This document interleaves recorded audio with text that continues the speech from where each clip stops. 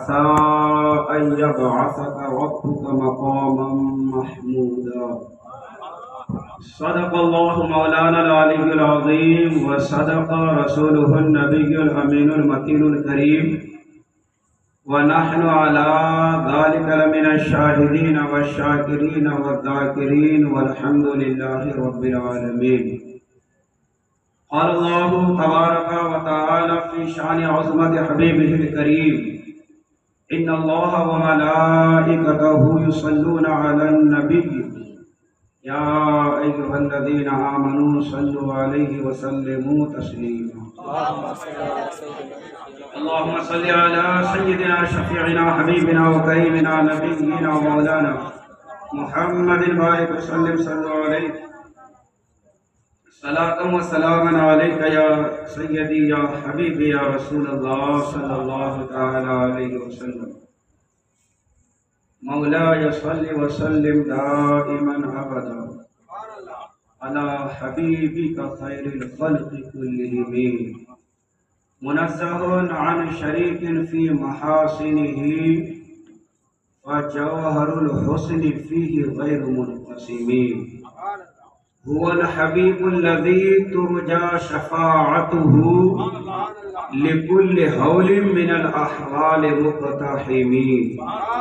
اور میرے امام فرماتے ہیں شفاعت کرے حشر میں جو رضا کی، سوا تیرے کس کو یہ قدرت ملی ہے.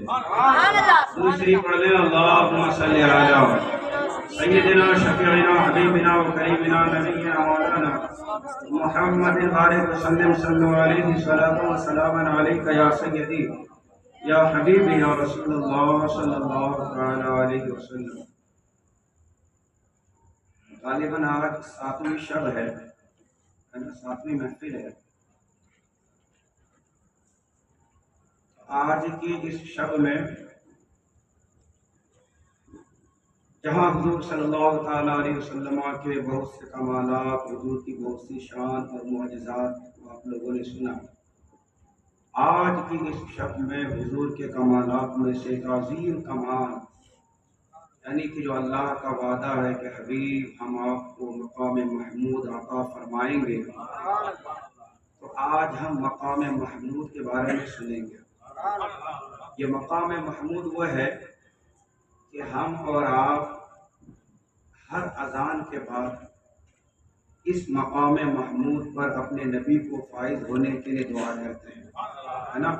وَبَعَثُ مَقَامًا مَحْمُودًا الَّذِي وَعَدتَّهُ. یہی مقام محمود ہے کہ اذان کے بعد جو ہم دعا میں پڑھتے ہیں. دعا میں کل سے انشاءاللہ ٹاپک چینج رہے گا.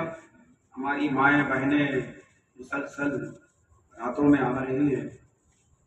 میں نے سوچا ہے کہ انشاءاللہ بالخصوص عورتوں کے تعلق سے کچھ باتیں کروں گا، لیکن آج حضور صلی اللہ تعالیٰ علیہ وسلم کے مقام میں سے ایک مقام محمود ہے. اسی پر کچھ باتیں اس نیت کے ساتھ رکھنے کی کوشش کروں گا کہ آپ حضرات حضور کی شان، حضور کی عظمت، حضور کے مقام اور مرتبے کو اس انداز میں بھی سن کر اپنے دل میں حضور کے لیے اور زیادہ محبت کو اکٹھا کریں. یہ نیت ہے، یہی ارادہ ہے. میں نے جو آیت کریمہ تلاوت کی، اللہ رب العزت ارشاد فرماتا ہے وَمِنَ اللَّيْلِ فَتَہَجَّدْ بِهِ نَافِلَةً لَكَ. اے حبیب، رات کے کچھ حصے میں جاگ کر تہجد ادا فرما لیا کریں. یہ تہجد آپ کے لیے نفل ہے. میرے لفظوں پر غور کیجئے گا. میں کہاں کیا ترجمہ کر رہا ہوں تو آپ کو یہ بات سمجھنے میں بہت آسانی ہوگی کہ مقام محمود یہ حضور کو کس چیز کے بدلے میں اور کس چیز کے صلے میں اللہ نے عطا فرمایا ہے. یہاں اللہ نے فرمایا کہ جو آپ رات میں اٹھ کر عبادت کریں گے اس کا نام تو تہجد ہوگا، لیکن حبیب یہ نماز آپ کے لیے نفلی نماز ہوگی. لقا کا لفظ آیا ہے آپ کے لیے، آپ کی امت کا لفظ نہیں ہے یہاں، لیکن اس آیت کریمہ کے نازل ہونے سے پہلے سورہ مزمل کی جو ابتدائی آیتیں نازل ہوئی، ان آیتوں کے نازل ہونے کے بعد اللہ کے حبیب پر تہجد کی نماز ادا کرنا واجب تھا۔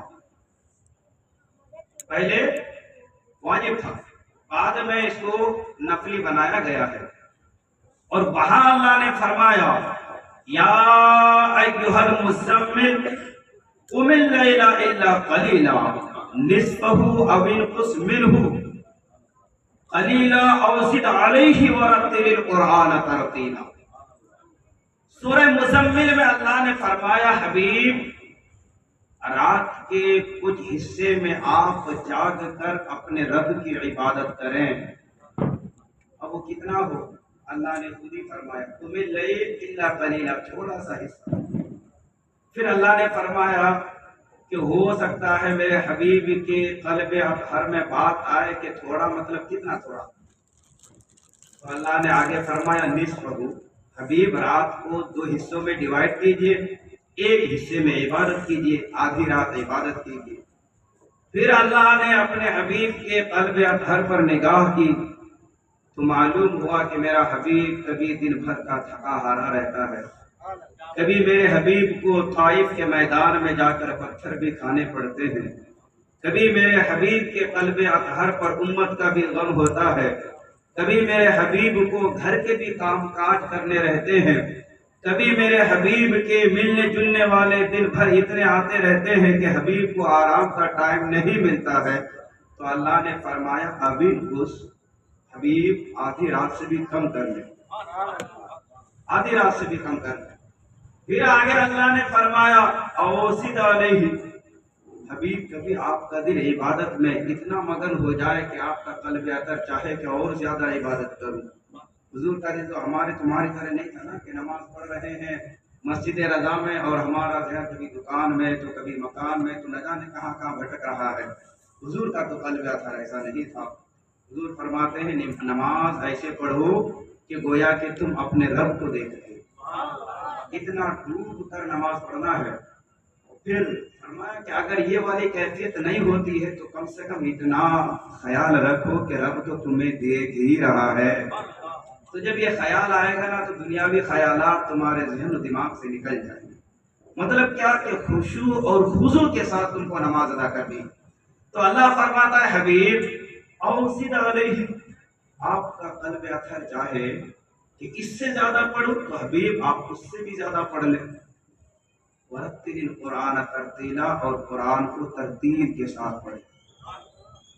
یہاں ذرا غور کیجئے ان آیات میں اللہ نے پہلے فرمایا حبیب تھوڑی دیر کے لیے رات میں جگو، پھر فرمایا حبیب آدھی رات تک جگو، پھر فرمایا حبیب تھوڑی دیر اور آدھی رات کے بیچ میں اتنی دیر جگو، پھر فرمایا حبیب اس سے بھی زیادہ جگو۔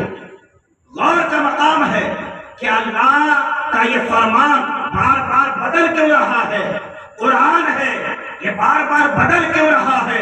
بار بار اس لیے بدل رہا ہے کہ حبیب جیسے جیسے جب میرے حبیب کی جیسی مرضی ہوگی، جیسی چاہت ہوگی، حبیب کی جیسی منشا ہوگی، میرا حبیب کبھی اگر آدھی رات پڑھتا ہے تو آدھی رات قرآن بن جاتا ہے، میرا حبیب اگر کبھی آدھی رات سے کم اللہ کی عبادت کرتا ہے تو وہ بھی قرآن کی روشنی میں عبادت کرتا ہے، کبھی اگر اس سے بھی زیادہ پڑھتا ہے تو لوگوں یہ مت سمجھو قرآن کے خلاف نہیں، میرا ہی قول ہے اوسد علیہ، حبیب آپ چاہے تو اس سے زیادہ کر لے، یہ بھی قرآن ہی کی روشنی میں میرا حبیب اپنی عبادت کر رہا ہے۔ سبحان اللہ۔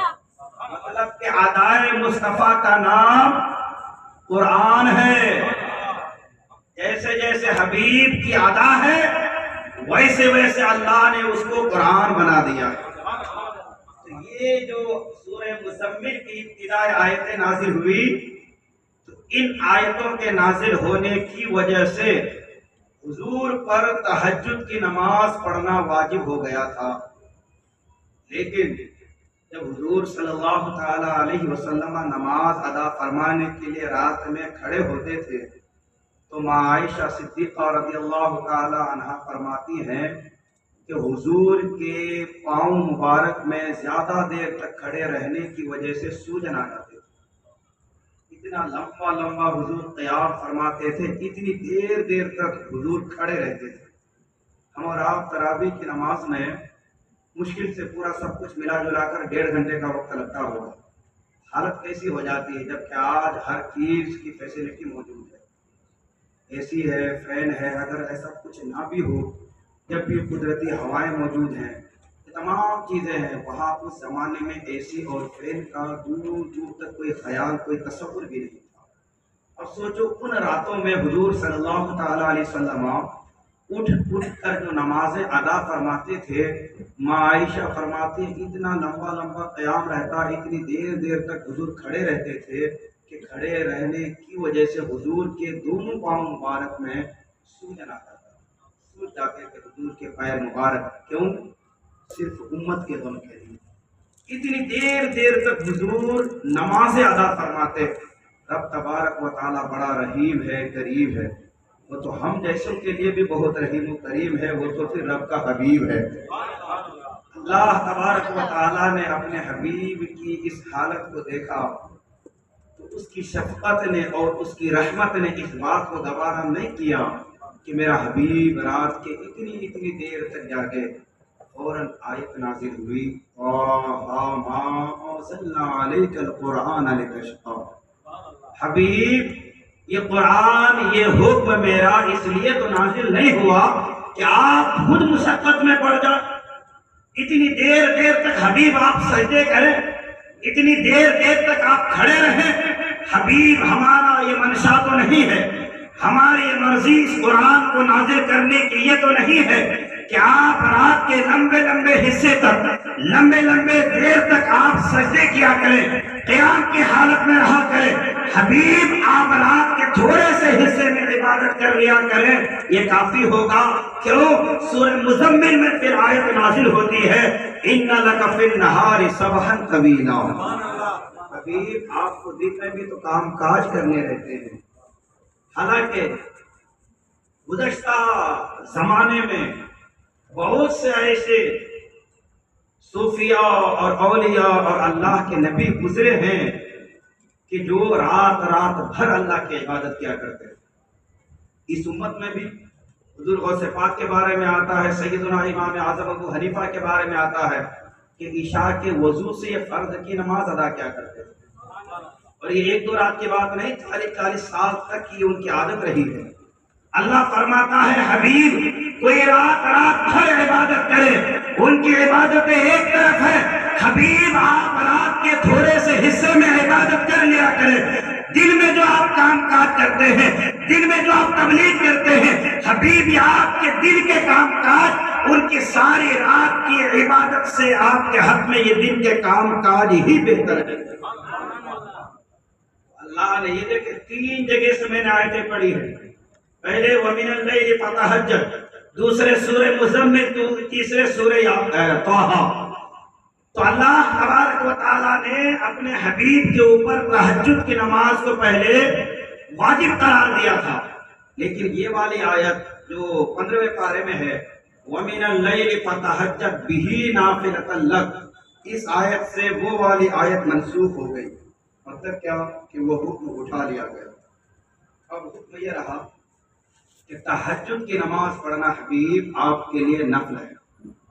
نفل کہتے ہیں ایکسٹرا کو، جو کسی پر لازم اور ضروری نہ ہو لیکن وہ اللہ کا قرب حاصل کرنے کے لیے وہ اس لیے عبادت کرے تاکہ گناہوں کا کفارہ ہو جائے، اس کے بدلے میں گناہ معاف ہو جائے، وہ ساری عبادتیں نفلی کہلاتی ہیں۔ فرض نماز 5 ٹائم ہے، اس کے علاوہ انسان اوقات مکروہہ کو چھوڑ کر جب مرضی تب اگر نمازیں پڑھ رہا ہے تو وہ ساری کی ساری نمازیں نفلی کیٹیگری میں آئیں گی۔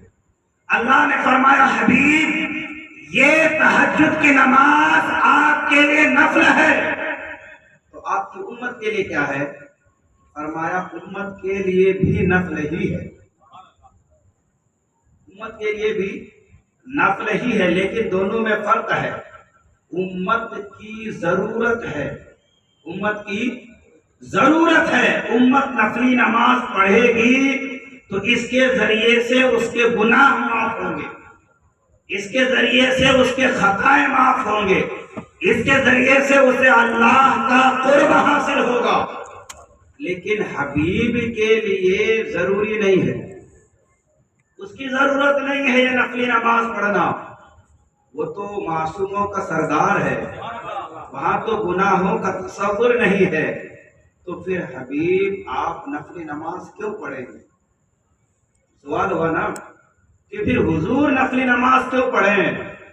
تو اللہ فرماتا ہے وَمِنَ اللَّيْلِ فَتَهَجَّدْ بِهِ نَافِلَةً لَكَ عَسَىٰ أَن يَبْعَثَكَ رَبُّكَ مَقَامًا مَحْمُودًا۔ حبیب آپ رات کے تھوڑے سے حصے میں اٹھ کر تہجد کی نماز نفلی جو ہے وہ ادا کرے، ہوگا کیا؟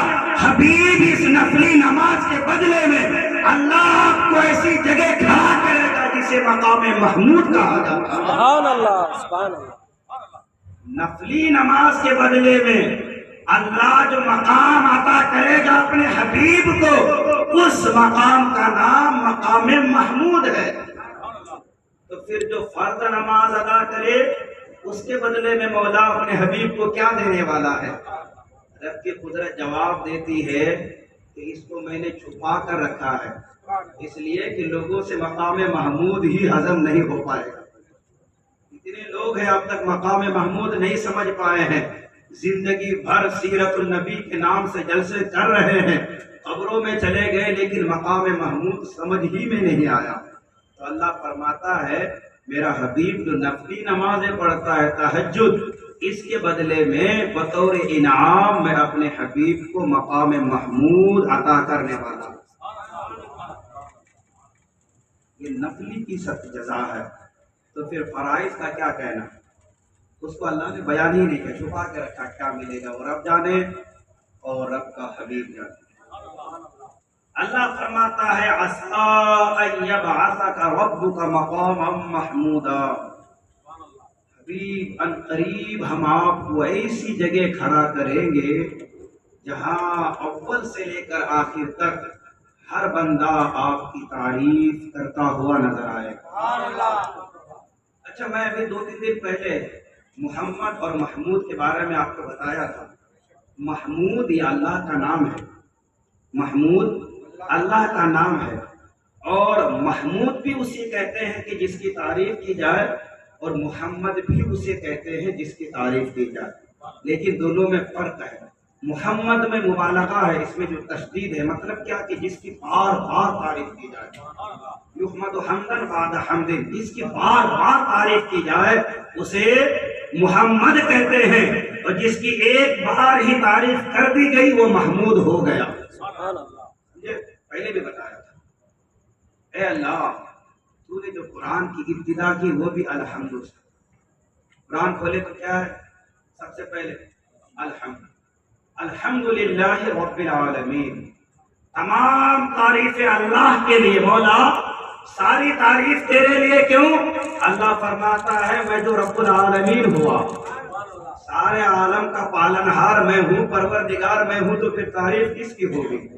سب کو پیدا کرنے والا میں، روزی دینے والا میں، اس لیے تمام تعریفیں میرے لیے ہے، یہ اللہ کا اعلان ہے۔ لیکن اللہ تبارک و تعالیٰ کی تعریف کرنے والے آئے بھی چلے گئے، آئیں گے چلے جائیں گے، ہم بھی رب کی تعریف کرتے ہیں۔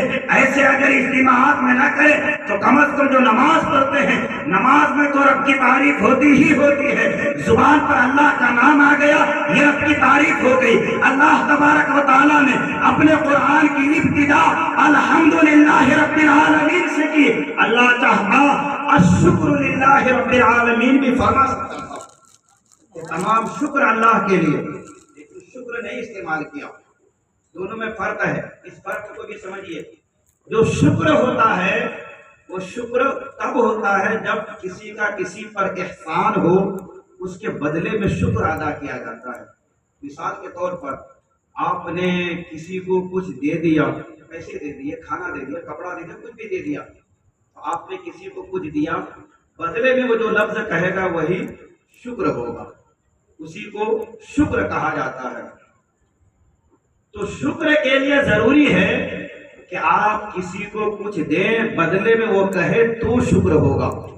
لیکن حمد کہتے ہیں کہ کچھ دینے کی ضرورت نہیں، ذات ہی ایسی ہو، ذات ہی ایسی ہو کہ جس کے بارے میں سوچ کر، خیال کر کے، تصور کر کے زبان پر تعریف آ جائے تو اس کو حمد کہتے ہیں۔ اللہ محمود ہے، اس کا رب محمد ہے۔ ہم ساری زندگی رب کی تعریف کرتے رہے، رب محمود رہا، ہم نے جانا کہ رب محمود ہے۔ ہم یہاں سے مریں گے، قبر میں سوئیں گے، جب میدان حشر کی طرف جائیں گے تو پتا چلے گا کہ ہم جسے محمود کہہ رہے تھے آج وہ محمود رب کا حبیب بنا ہوا ہے۔ آج رب نے اپنا نام اپنے حبیب کو دے کر مقام محمود پہ کھڑا کر دیا ہے۔ کہیں گے مولا ساری زندگی تو ہم تجھے محمود کہتے رہے، ساری زندگی ہم سمجھتے تھے تو محمود ہے۔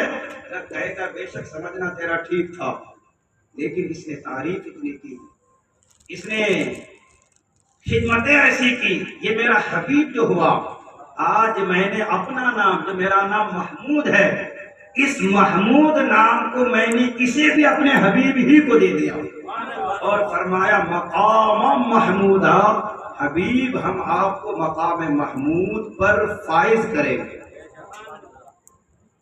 میں نے اس دن بھی کہا تھا لیکن آج پھر کہہ رہا ہوں تاکہ یاد تازہ ہو جائے۔ محمود اللہ کا نام ہے، محمد صلی اللہ علیہ وسلم یہ حضور کا نام ہے۔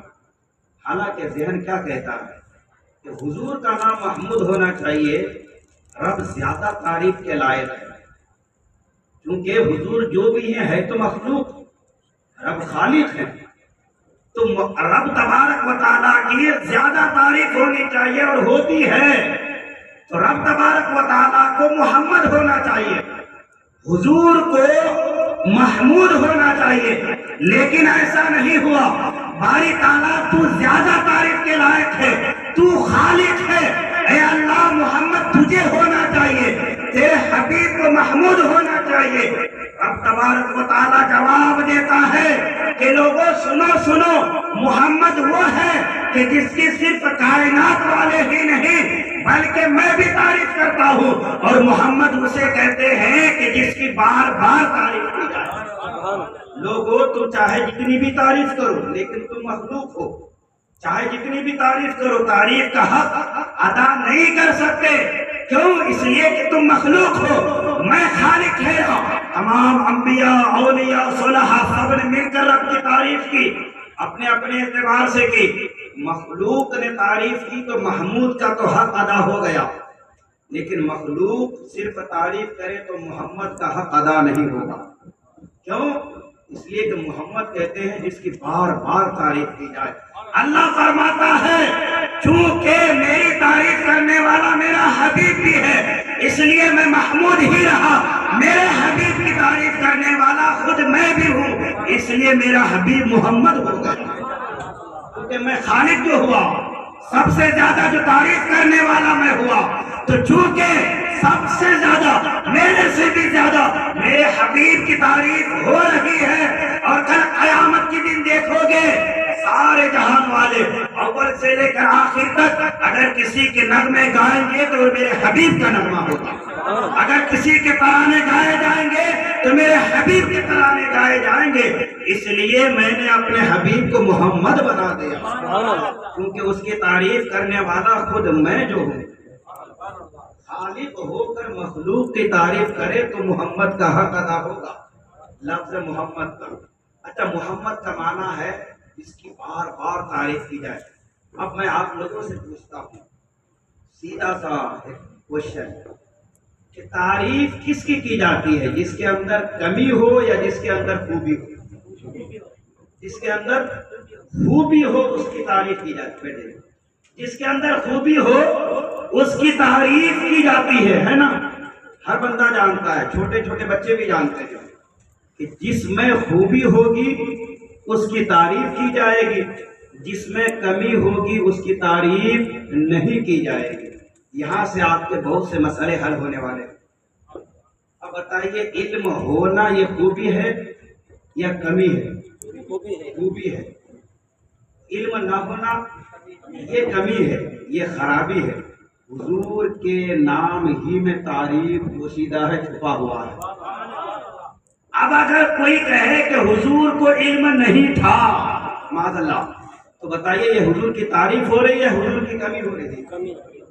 تو یہ تو حضور کے نام کے لائق ہی نہیں ہے، یہ جملے، یہ سینٹینس حضور کی ذات کے لائق ہی نہیں ہے۔ اس لیے کہ کمی، اس لیے کہ علم نہ ہونا یہ کمی کی طرف دلالت کرتا ہے، علم ہونا یہ خوبی کی طرف دلالت کرتا ہے، جس کا الحمدللہ ہم اہل سنت والجماعت عقیدہ رکھتے ہیں۔ ہم کیوں کہتے ہیں نبی کو علم غیب ہے؟ اس لیے کہ یہ کہنے میں حضور کی ذات میں تعریف جو ہے وہ تعریف کا معنی اس میں پایا جاتا ہے۔ اگر ان بدبختوں کی طرح کہنا کہ نبی کو علم غیب نہیں تھا، یہ تو تعریف کیا ہوا ہی نہیں، تعریف تو اس میں پایا ہی نہیں جاتا ہے۔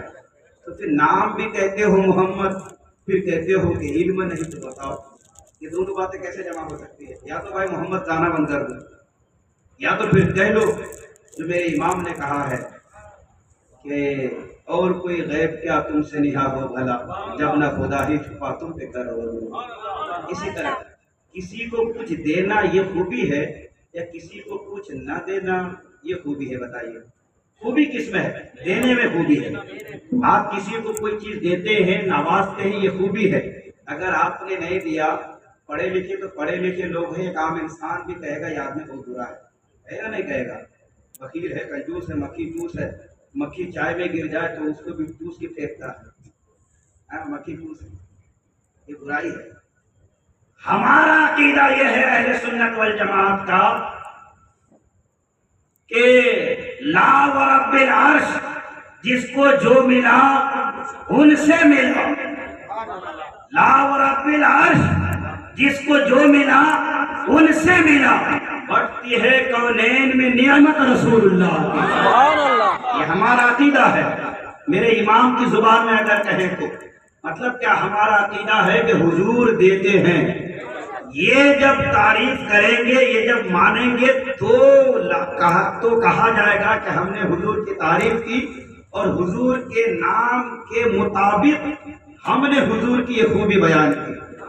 اب کچھ وہ لوگ بھی ہیں جو کہتے ہیں معاذ اللہ جس کا نام محمد ہو یا علی ہو وہ کچھ دے نہیں سکتے معاذ اللہ، تو بتائیے تعریف ہوئی یا کمی ہوئی؟ کمی ہوئی۔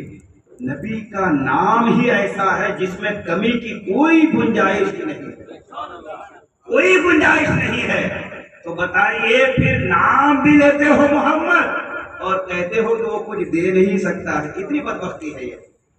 عقیدہ وہ رکھو جو میرے امام نے دیا ہے، یہی 1400 سالہ بزرگان دین کا عقیدہ ہے۔ تو میں بات یہ کر رہا تھا کہ اللہ تبارک و تعالی محمود ہے ابھی اور اس کا حبیب محمد ہے، لیکن کل قیامت کے دن اللہ تبارک و تعالیٰ کو وہ اپنا نام جو محمود ہے یہ بھی عطا فرما دے گا، اور حضور کو مقام محمود دیا جائے گا۔ وہ مقام محمود کیا ہے؟ تو بخاری شریف، مشکوٰۃ شریف، حدیث کی جتنی بھی کتابیں ہیں سب کو دیکھ لو۔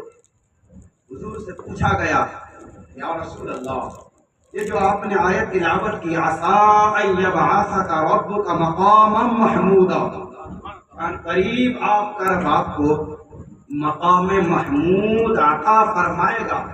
یا رسول اللہ وہ مقام محمود کیا ہے؟ حضور سے پوچھا صحابہ نے، صحابہ بڑے ذہین تھے، انہوں نے بہت سارے مسئلے حل فرما دیے ہیں۔ تو آنے والی مشکلات تھی ہمارے لیے، یہ سب صحابہ ہی کے صدقے سے آسان ہو چکے ہیں۔ ہمارا عقیدہ بھی نکھر کر چمک کر جو آج سامنے واضح طور پر نظر آ رہا ہے، اس میں صحابہ کرام کی بہت محنت ہے، اس لیے صحابہ کی محبت اپنے دلوں میں ہمیشہ بچا کر، صحابہ کی بہت سی قربانیاں ہیں۔ صحابہ نے پوچھا یا رسول اللہ یہ مقام محمود کیا ہے؟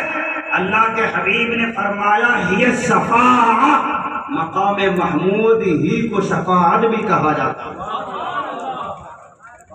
میرے آقا صلی اللہ تعالی علیہ وسلم فرماتے ہیں قیامت کا جب دن ہوگا اہل محشر سب لوگ پریشانی کے عالم میں ہوں گے۔ اس وقت حدیث پاک میں آتا ہے جو انبیاء کرام ہوں گے ان کے لیے ممبر لگائے جائیں گے، وہ بھی سونے کے ممبر ہوں گے۔ یہ آپ لوگ اپنے حیثیت کے حساب سے ممبر لگائے ہیں، رب تبارک و تعالیٰ اس کے خزانے قدرت میں کس چیز کی کمی ہے؟ اپنے ہر نبی کے لیے اللہ تبارک و تعالیٰ سونے کا ممبر لگائے گا۔ سبحان اللہ۔ وہ سونا، وہ گولڈن والا سونا، وہ گولڈ، ہاں اس کا ممبر لگائے گا اپنے ہر نبی کے لیے، اور اپنے ہر ولی کے لیے لؤلؤ، ایک موتی کو کہتے ہیں چمکدار، یخرج منہم اللؤلؤ والمرجان، قرآن پاک میں آتا ہے۔ اس لؤلؤ کے ممبر پر اللہ اپنے ولیوں کو بٹھائے گا۔ سبحان اللہ۔ الحمدللہ ہمارے دلوں میں نبیوں کی بھی محبت ہے، ولیوں کی بھی محبت ہے۔ ہمارے دلوں میں دونوں عظیم ہستیاں ہمارے دلوں میں بستے ہیں، دونوں ہمارے دلوں میں ان کی محبت ہے، دونوں جماعت کے لیے۔ اللہ کے حبیب فرماتے ہیں کہ جب قیامت کا دن ہوگا تو تمام اللہ کے جو نبی گزرے ہیں وہ سب کے سب اپنے اپنے ممبر پر بیٹھے ہوں گے، اولیاء وہ بھی اپنی اپنی جگہوں پر بیٹھے ہوں گے، لیکن میرا حال کیا ہوگا؟ اللہ کے حبیب خود ہی فرماتے ہیں 70,000 فرشتوں کی نوری جماعت ہوگی، مجھے اللہ تبارک و تعالیٰ سبز رنگ کا ایک جبہ پہنائے گا، اور میرے استقبال کے لیے وہ 70,000 نوری فرشتے ہوں گے۔ استقبال کے لیے براق کو لایا جائے گا، میں اس پر سوار ہو جاؤں گا، میں ان نبیوں کے درمیان سے، ان ولیوں کے درمیان سے گزروں گا، میرا گزر ہوگا، جسے دیکھیں گے اسی کی طرف میرے امام نے اشارہ کیا، کیا حضو قبضہ شفاعت ہے تمہاری، واہ واہ، دیکھیں گے، دیکھنے والے کہیں گے واہ آمینہ کے لال، واہ واہ، سبحان اللہ۔ اللہ اکبر، یا رسول اللہ، زندہ باد، زندہ باد۔ خود میرے آقا فرماتے ہیں کہ تمام نبی وہ بیٹھے ہوں گے اپنی اپنی جگہ پر، جب میرا گزر ہوگا نا استقبال کے لیے سب کھڑے ہوں گے۔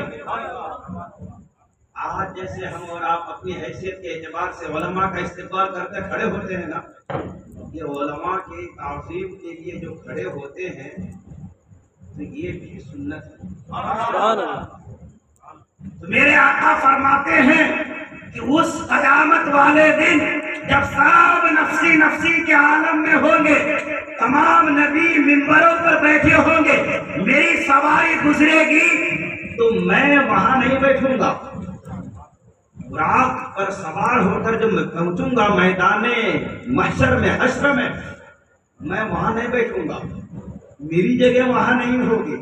اللہ کے حبیب آپ کی جگہ کہاں ہوگی؟ تو میرے آقا خود فرماتے ہیں میری جگہ عرش الہی پر ہوگی، یعنی تمام نبی نیچے بیٹھے ہیں فرش پہ، ولی نیچے فرش پہ، لیکن حضور عرش الہی پر۔ پھر فرماتے ہیں جو میری کرسی رہے گی وہ اللہ کے دائیں جانب، رائٹ سائڈ میں، اس دن اللہ بھی جو اس کی شان کے لائق ہے وہ کرسی پہ بیٹھے گا، جو اس کی شان کے لائق ہے۔ اللہ جسم و جسمانیت سے پاک ہے، یہ عقیدہ رکھیں، اللہ ہماری طرح جسم والا نہیں ہے۔ اس دن وہ بیٹھے گا، حدیث پاک میں آتا ہے اپنی شان کے لائق جو اس کی شان ہے وہ بیٹھے گا۔ اچھا، حدیث دو طرح کی ملتی ہے، کسی حدیث پاک میں آتا ہے کہ اللہ کے حبیب اپنے رب کے دائیں جانب بیٹھیں گے، کسی حدیث پاک میں آتا ہے میرے آقا فرماتے ہیں تمام نبی تو بیٹھے رہیں گے لیکن ممبر میرا ممبر وہ ایسا رہے گا، یبقا وہ ممبر خالی رہے گا، لم اجلس، میں اس پر نہیں بیٹھوں گا۔ کسی حدیث میں آتا ہے کہ حضور فرماتے میں بیٹھوں گا، کہاں بیٹھوں گا؟ اللہ کے دائیں جانب۔ کسی حدیث میں آتا ہے اللہ کے حبیب فرماتے میں نہیں بیٹھوں گا، مجھے اپنی امت کی فکر ہوگی۔ دونوں حدیثوں کے درمیان تطبیق یعنی دونوں حدیثوں کا معنی صحیح ہو۔ اس پر امام قاضی ایاز مالکی نے گفتگو کی ہے۔ وہ فرماتے ہیں کہ جب منبر لگا ہوا ہوگا اور اللہ فرمائے گا حبیب اب آپ بیٹھ جائیے، ادب کی خاطر اللہ کے حبیب کچھ دیر کے لیے بیٹھیں گے، کیونکہ اللہ کا فرمان ہے نا، تو ادب کے لیے کہ اللہ کا حکم ہے کچھ دیر کے لیے بیٹھیں گے، لیکن جیسے ہی پھر امت کا خیال آئے فوراً میرے آقا کھڑے ہو جائیں گے۔ فرماتے ہیں میرے آقا کسی حدیث میں کہ بیٹھوں گا، کسی حدیث میں فرماتے ہیں کہ میرا منبر میری کرسی خالی رہے گی، مجھے صرف ہمارے اور آپ کے لیے، یہ دکھیاری امت کے لیے حضور کھڑے رہیں گے۔ پھر ہوگا کیا؟ میرے آقا صلی اللہ تعالی علیہ وسلم اب قیامت کا نقشہ بیان فرما رہے ہیں۔ اچھا یہ بات بھی یاد رہے کہ قیامت کے دن سب سے پہلے، قیامت کے دن سب سے پہلے وہاں پر جو آواز گونجے گی، جو آواز اٹھے گی، جو آواز بلند ہوگی، وہ آواز کیا ہوگی معلوم ہے؟ وہ آواز ہوگی یا محمد صلی اللہ علیہ وسلم۔ آج ہم اپنی مجلسوں میں نعرہ لگاتے ہیں نا، نعرہ رسالت، یہی نعرہ قیامت کے دن بھی لگے گا۔ آج ہم اپنے محفل کی ابتدا کس سے کرتے ہیں؟ قرآن پاک کی تلاوت سے کرتے ہیں۔ ہمارے محفل کا آغاز قرآن پاک سے، قرآن پاک کی تلاوت سے ہوتا ہے۔ محشر کا بھی آغاز میرے نبی کے نام سے ہوگا۔ اللہ فرمائے گا یا محمد ما ترید ان اصنع لامتک، اے حبیب آپ بتائیے آپ کی امت کے ساتھ میں کیا کروں۔ اتنا لطف ہے نا ان الفاظ میں، اتنی مٹھاس ہے ان لفظوں میں۔ رب رب ہو کر اپنے حبیب سے پوچھے گا حبیب آپ بتائیے میں آپ کی امت کے ساتھ کیا کروں۔ اللہ کے حبیب فرمائیں گے اے اللہ عجل حسابہ، مولا تو ایسا کر کہ ان کا حساب تو جلدی لے لے، ان کا حساب جلدی لے لے۔ یہ لوگ حساب کے لیے پریشان ہیں۔ جیسے ہی حضور کا یہ فرمان ہوگا تب جا کر حساب و کتاب کی کارروائی شروع ہوگی، لیکن اس سے بھی پہلے جب سارے اولین سارے آخرین جمع ہو جائیں گے اور میرے آقا صلی اللہ تعالی علیہ وسلم مقام محمود پر کھڑے ہوں گے۔ وہ مقام محمود کیا ہے؟ ایک معنی شفاعت کا ہے، ایک معنی وہی جو حضور کرسی پر بیٹھیں گے، ایک معنی جو حضور کو جھنڈا دیا جائے گا جسے لواء الحمد کہا جاتا ہے۔ مقام محمود کا ایک معنی جو حضور کو جبہ پہنایا جائے گا، مقام محمود کا ایک معنی کہ حضور صلی اللہ تعالی علیہ وسلم اپنے رب کے داہنے جانب جو کھڑے ہوں گے اسے مقام محمود کہا جاتا ہے۔ وہاں سارے اولین بھی ہوں گے، سارے آخرین بھی ہوں گے۔ جو آج نہیں مانتے نا نبی کی عظمت کو، جو آج نہیں مانتے نبی کی شانوں کو، جو آج نبی کی پیدائش پر ان کو تکلیف ہو رہی ہے، سنی اپنا پیسہ خرچ کر رہا ہے، سنی اپنی نیند قربان کر رہا ہے، سنی اپنی مسجد کے پاس یا اپنی مسجد میں جلسے کر رہا ہے، لیکن اس کے باوجود ان کے پیٹ میں درد ہوتا ہے۔ خرچہ ہم کر رہے ہیں، نیند ہماری برباد ہو رہی ہے، ذکر ہم اپنے حبیب کا کر رہے ہیں، کچھ تو ہمیں مل رہا ہے، ہمارے مقدر میں ہے ہم کر رہے ہیں، تمہارے مقدر میں نہیں ہے تم نہیں کر رہے ہو۔ یہاں جو نہیں کر رہے ہیں، یہاں جو نبی کی عظمت کو نہیں مان رہے ہیں، کل قیامت کے دن میرا رب اپنے حبیب کو اپنے دائیں جانب بٹھائے گا اور فرمائے گا لوگوں دنیا میں تم کو نظر نہیں آتا تھا، تمہاری آنکھوں میں پردے پڑے ہوئے تھے، تم مجھے دیکھ نہیں سکتے تھے، میرے نبی کی عظمت کو نہیں مانے، ان کی عظمت کو نہیں جانے، آج دیکھو میرا حبیب میرے پاس میں بیٹھا ہوا ہے، بتاؤ آج اول سے لے کر آخر تک کس کے نغمے گا رہے ہیں، بتاؤ آج کس کے نام کا نعرہ لگ رہا ہے۔ اہل محشر حضرت آدم سے لے کر قیامت تک جتنے بھی لوگ ہوں گے سبھی لوگ میرے آقا ہی کی حمد کریں گے۔ اسی کی طرف علامہ حسن رضا نے اشارہ کیا ہے، فقط اتنا سبب ہے انعقاد بزم محشر کا، یا رسول اللہ آپ کی شان محبوبی دکھائی جانے والی، بس اور کوئی مقصد نہیں۔ جو یہاں نہیں مانتے نا وہ وہاں مان لیں گے۔ امام فرماتے آج لے ان کی پناہ، آج مدد مانگ ان سے، قیامت کو ہر کوئی مان جائے گا۔ وہاں تو پھر نہ ماننے کا کوئی سوال ہی پیدا نہیں ہوتا، وہاں خود میرا رب اپنے بازو میں اپنے حبیب کو بٹھا کر لوگوں سے منوائے گا کہ دیکھو آج کس کی چل رہی ہے، دیکھو آج کس کی سنی جا رہی ہے، دیکھو آج کس کی شفاعت قبول کی جا رہی ہے۔ الحمدللہ ہمارا عقیدہ ہے میرے نبی شفاعت کریں گے، میرے نبی کو اللہ نے شافع بنایا ہے۔ جتنی افسوس کی بات ہے نا، نابالغ کا جو جنازہ پڑھا جاتا ہے، نابالغ بچے، اس کی دعا بالغ کی دعا کے بالکل الگ ہے۔ بالغ کی دعا الگ پڑھی جاتی ہے نماز جنازہ میں، اور نابالغ کی دعا الگ پڑھی جاتی ہے۔ یہ اہل سنت والجماعت کے یہاں بھی تو جو سنی نہیں ہے، جو آج نبی کو شافع نہیں مانتے ہیں، جو کہتے ہیں کہ نبی شفاعت نہیں کریں گے، ان کے وہاں بھی وہ دعا پڑھی جاتی ہے۔ وہ دعا کیا ہے؟ نابالغ بچے کی دعا، بولیے شافع و مشفع۔ اس کا لاسٹ والا میں خالی ہاتھ کو بتا رہا ہوں، لفظ پہ غور کیجئے، لاسٹ میں کیا ہے؟ شافع و مشفع۔ شافع کا مطلب ہوتا ہے شفاعت کرنے والا۔ ارے تیرا نابالغ بچہ وہ شفاعت کر سکتا ہے، اور جس کو ساری کائنات کا مالک بنا دیا وہ شفاعت نہیں کرے گا؟ بتاؤ نا کتنی بدبختی ہے۔ یہ حدیث پاک میں ہے کہ نابالغ بچے شفاعت کریں گے، اس کو تو انہوں نے مان لیا، لیکن جب نبی کی عظمت کی بات آتی تو بولتے نہیں مانتے۔ ان کی بدبختی ہے، جو ان کی کم نصیبی ہے۔ ہم الحمدللہ اللہ کے عطا سے حضور کو شافع مانتے ہیں، حضور اپنی امت کی شفاعت فرمانے والے ہیں۔ بہت ساری حدیثیں اس پر ہے، درود شریف پڑھ گا اللہم صلی علی سیدنا شفیعنا حبیبنا و کریمنا نبینا مولانا محمد وآلہ وسلم صلی اللہ علیہ صلاۃ و سلام علیک یا سیدی یا حبیبی یا رسول اللہ صلی اللہ تعالی علیہ وسلم۔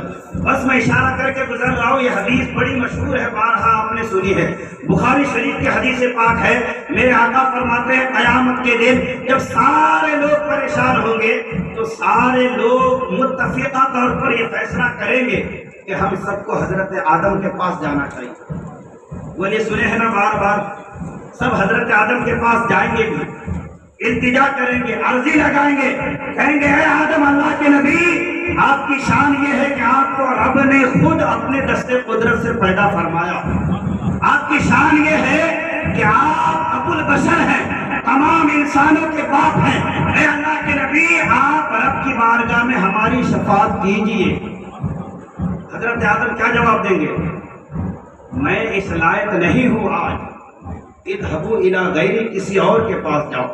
سب کے سب حضرت ابراہیم کے پاس، اے ابراہیم آپ تو اللہ کے خلیل ہیں، اللہ کے دوست ہیں، نار نمرود پہ آپ خود گئے، گلزار بن گئے، آپ اللہ کے دوست ہیں، آپ شفاعت کریں، اللہ آپ کا دوست ہے، اللہ سنے گا آپ کی۔ لیکن حضرت ابراہیم بھی کہیں گے اذهبوا الی غیری، کسی اور کے پاس چلے جاؤ۔ پھر سب کے سب حضرت موسیٰ کے پاس، وہاں پر بھی کہیں کہ آپ اللہ کے کلیم ہیں، آپ نے اللہ سے بات کی ہے، آپ اللہ کے جلیل القدر نبی ہیں، شفاعت کیجئے۔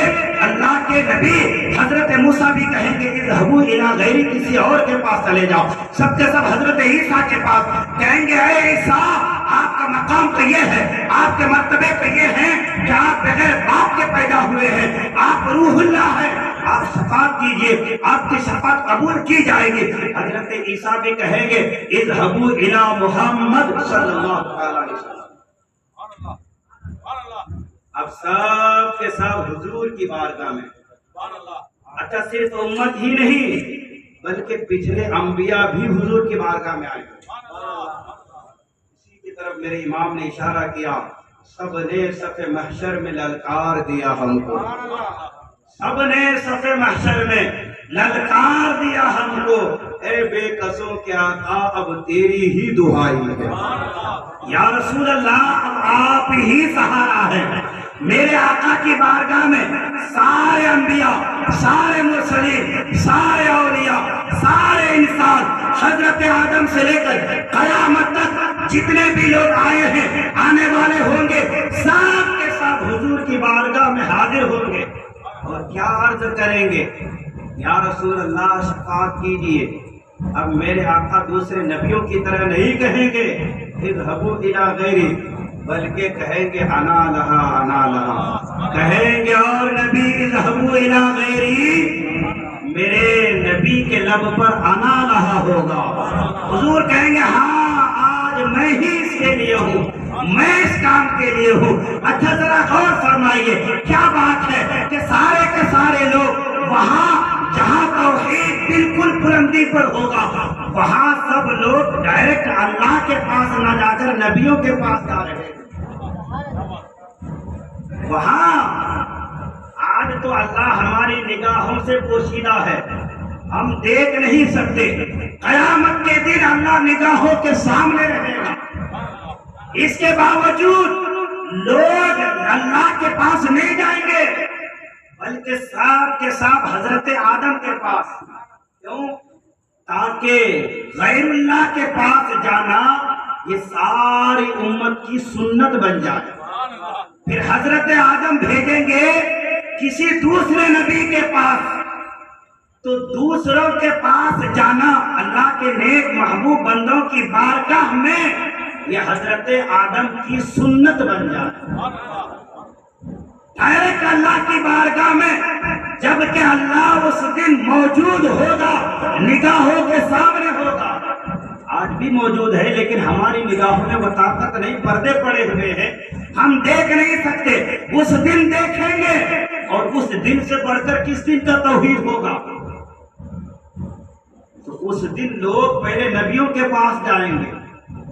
اچھا وہ نبی بھی یہ نہیں کہیں گے کہ جاؤ ڈائریکٹ اللہ کے پاس، بلکہ حضرت آدم بھیج رہے ہیں حضرت ابراہیم کے پاس، حضرت ابراہیم بھیج رہے ہیں حضرت موسیٰ کے پاس، حضرت موسیٰ بھیج رہے ہیں حضرت عیسیٰ کے پاس، حضرت عیسیٰ بھیج رہے ہیں حضور کے پاس۔ حضرت آدم بھی کہہ سکتے تھے اوے میرے پاس آئے ہو شرک کر رہے ہو، یا تو رب موجود ہے جاؤ ڈائریکٹ رب کے پاس نہیں۔ حضرت آدم بھی کہیں گے جاؤ دوسرے نبی کے پاس، ڈائریکٹ اللہ کے پاس نہیں۔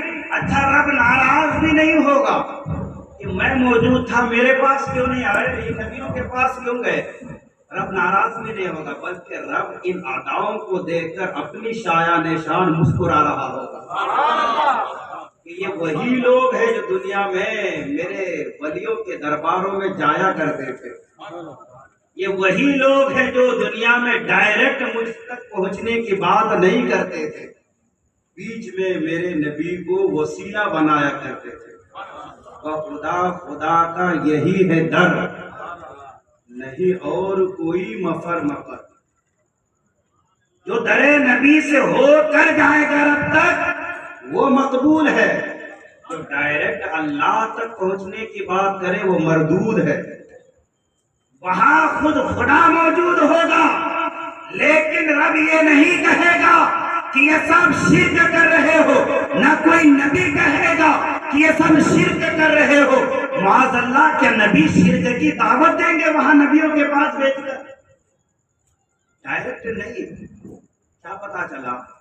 رب قیامت کے دن ان لوگوں کو جو آج ڈائریکٹ پہنچنے کی بات کر رہے ہیں ان کو رب دکھائے گا کہ دیکھو یہ لوگ ان کی عادت میں تھی میرے نیک محبوب بندوں کے پاس جانا، یہ جب دنیا میں تھے تو کبھی غریب نواز کی بارگاہ میں حاضری دیتے تھے، یہ جب دنیا میں تھے تو کبھی مجدد اعظم امام احمد رضا کی بارگاہ میں حاضری دیتے تھے، یہ جب دنیا میں تھے تو کبھی خواجہ نظام الدین اولیاء کی بارگاہ میں حاضری دیتے تھے، یہ جب دنیا میں تھے تو کبھی مخدوم اشرف جہانگیر سمنانی کی بارگاہ میں حاضری دیتے تھے، یہ جب دنیا میں تھے تو غوث اعظم کی بارگاہ میں حاضری دیا کرتے تھے۔ ان کی عادت ہے میرے محبوب کی بارگاہوں میں حاضری دینا، لہذا ان کی اس عادت کو یہاں قیامت والے دن بھی میں باقی رکھ رہا ہوں۔ سبحان اللہ، آج بھی میرے محبوبوں کی بارگاہ میں حاضری دیتے آؤ۔ الگ الگ حاضری دیے تو کم بیش 1,24,000 چہرے دیکھے۔ ان سب کو دیکھنے کے بعد جب میرے حبیب آمنہ کے لال کے پاس پہنچ گئے تو ان سب کا مجموعہ، ان سب کا حسن اب اس میرے ایک نبی میں دیکھ لو۔ میرے آقا فرمائیں گے انا لہا، میں ہی ہوں آج اس کام کے لیے۔ اب میرے آقا صلی اللہ تعالی علیہ وسلم فرماتے ہیں میں رب سے عرض کروں گا اے باری الہ اجل حسابہ، کہ حساب میں جلدی کی جائے، دیری نہ کی جائے۔ وہ دن جو 50,000 سال کے برابر دن ہوگا، وہاں نمازیں نہیں پڑھنی ہے، وہاں روزے بھی نہیں رکھنے ہیں، وہاں حج بھی نہیں، زکوٰۃ بھی نہیں، وہاں صرف ایک ہی کام رہے گا۔ وہ کام کیا؟ نبی کی حمد ہوگی، نبی کی تعریف ہوگی، اسی لیے اس کو مقام محمود کہا جاتا ہے۔ سبحان اللہ، وہاں صرف ایک ہی نعرہ لگے گا، سب سے اولا و اعلیٰ ہمارا، سبحان اللہ، سب سے بالا و والا ہمارا نبی۔ کون دیتا ہے؟ دینے کو منہ چاہیے، دینے والا ہے سچا ہمارا نبی۔ حمزدوں کو رضا مزدہ دیجئے کہ ہے بے کسوں کا سہارا ہمارا نبی۔ ہمارا نبی میں آواز بلند ہونی چاہیے۔ کیا عقیدے میں کوئی ڈاؤٹ ہے کہ آپ لوگوں کو؟ نہیں حضرت، یہ ہمارا عقیدہ سچا، صاف ستھرا، پکا عقیدہ ہے الحمدللہ۔ ہاں، منہ چھپائے وہ پھرے جن کے عقیدے پہ ڈاؤٹ ہو، جن کا عقیدہ قرآن و حدیث سے ثابت نہ ہو۔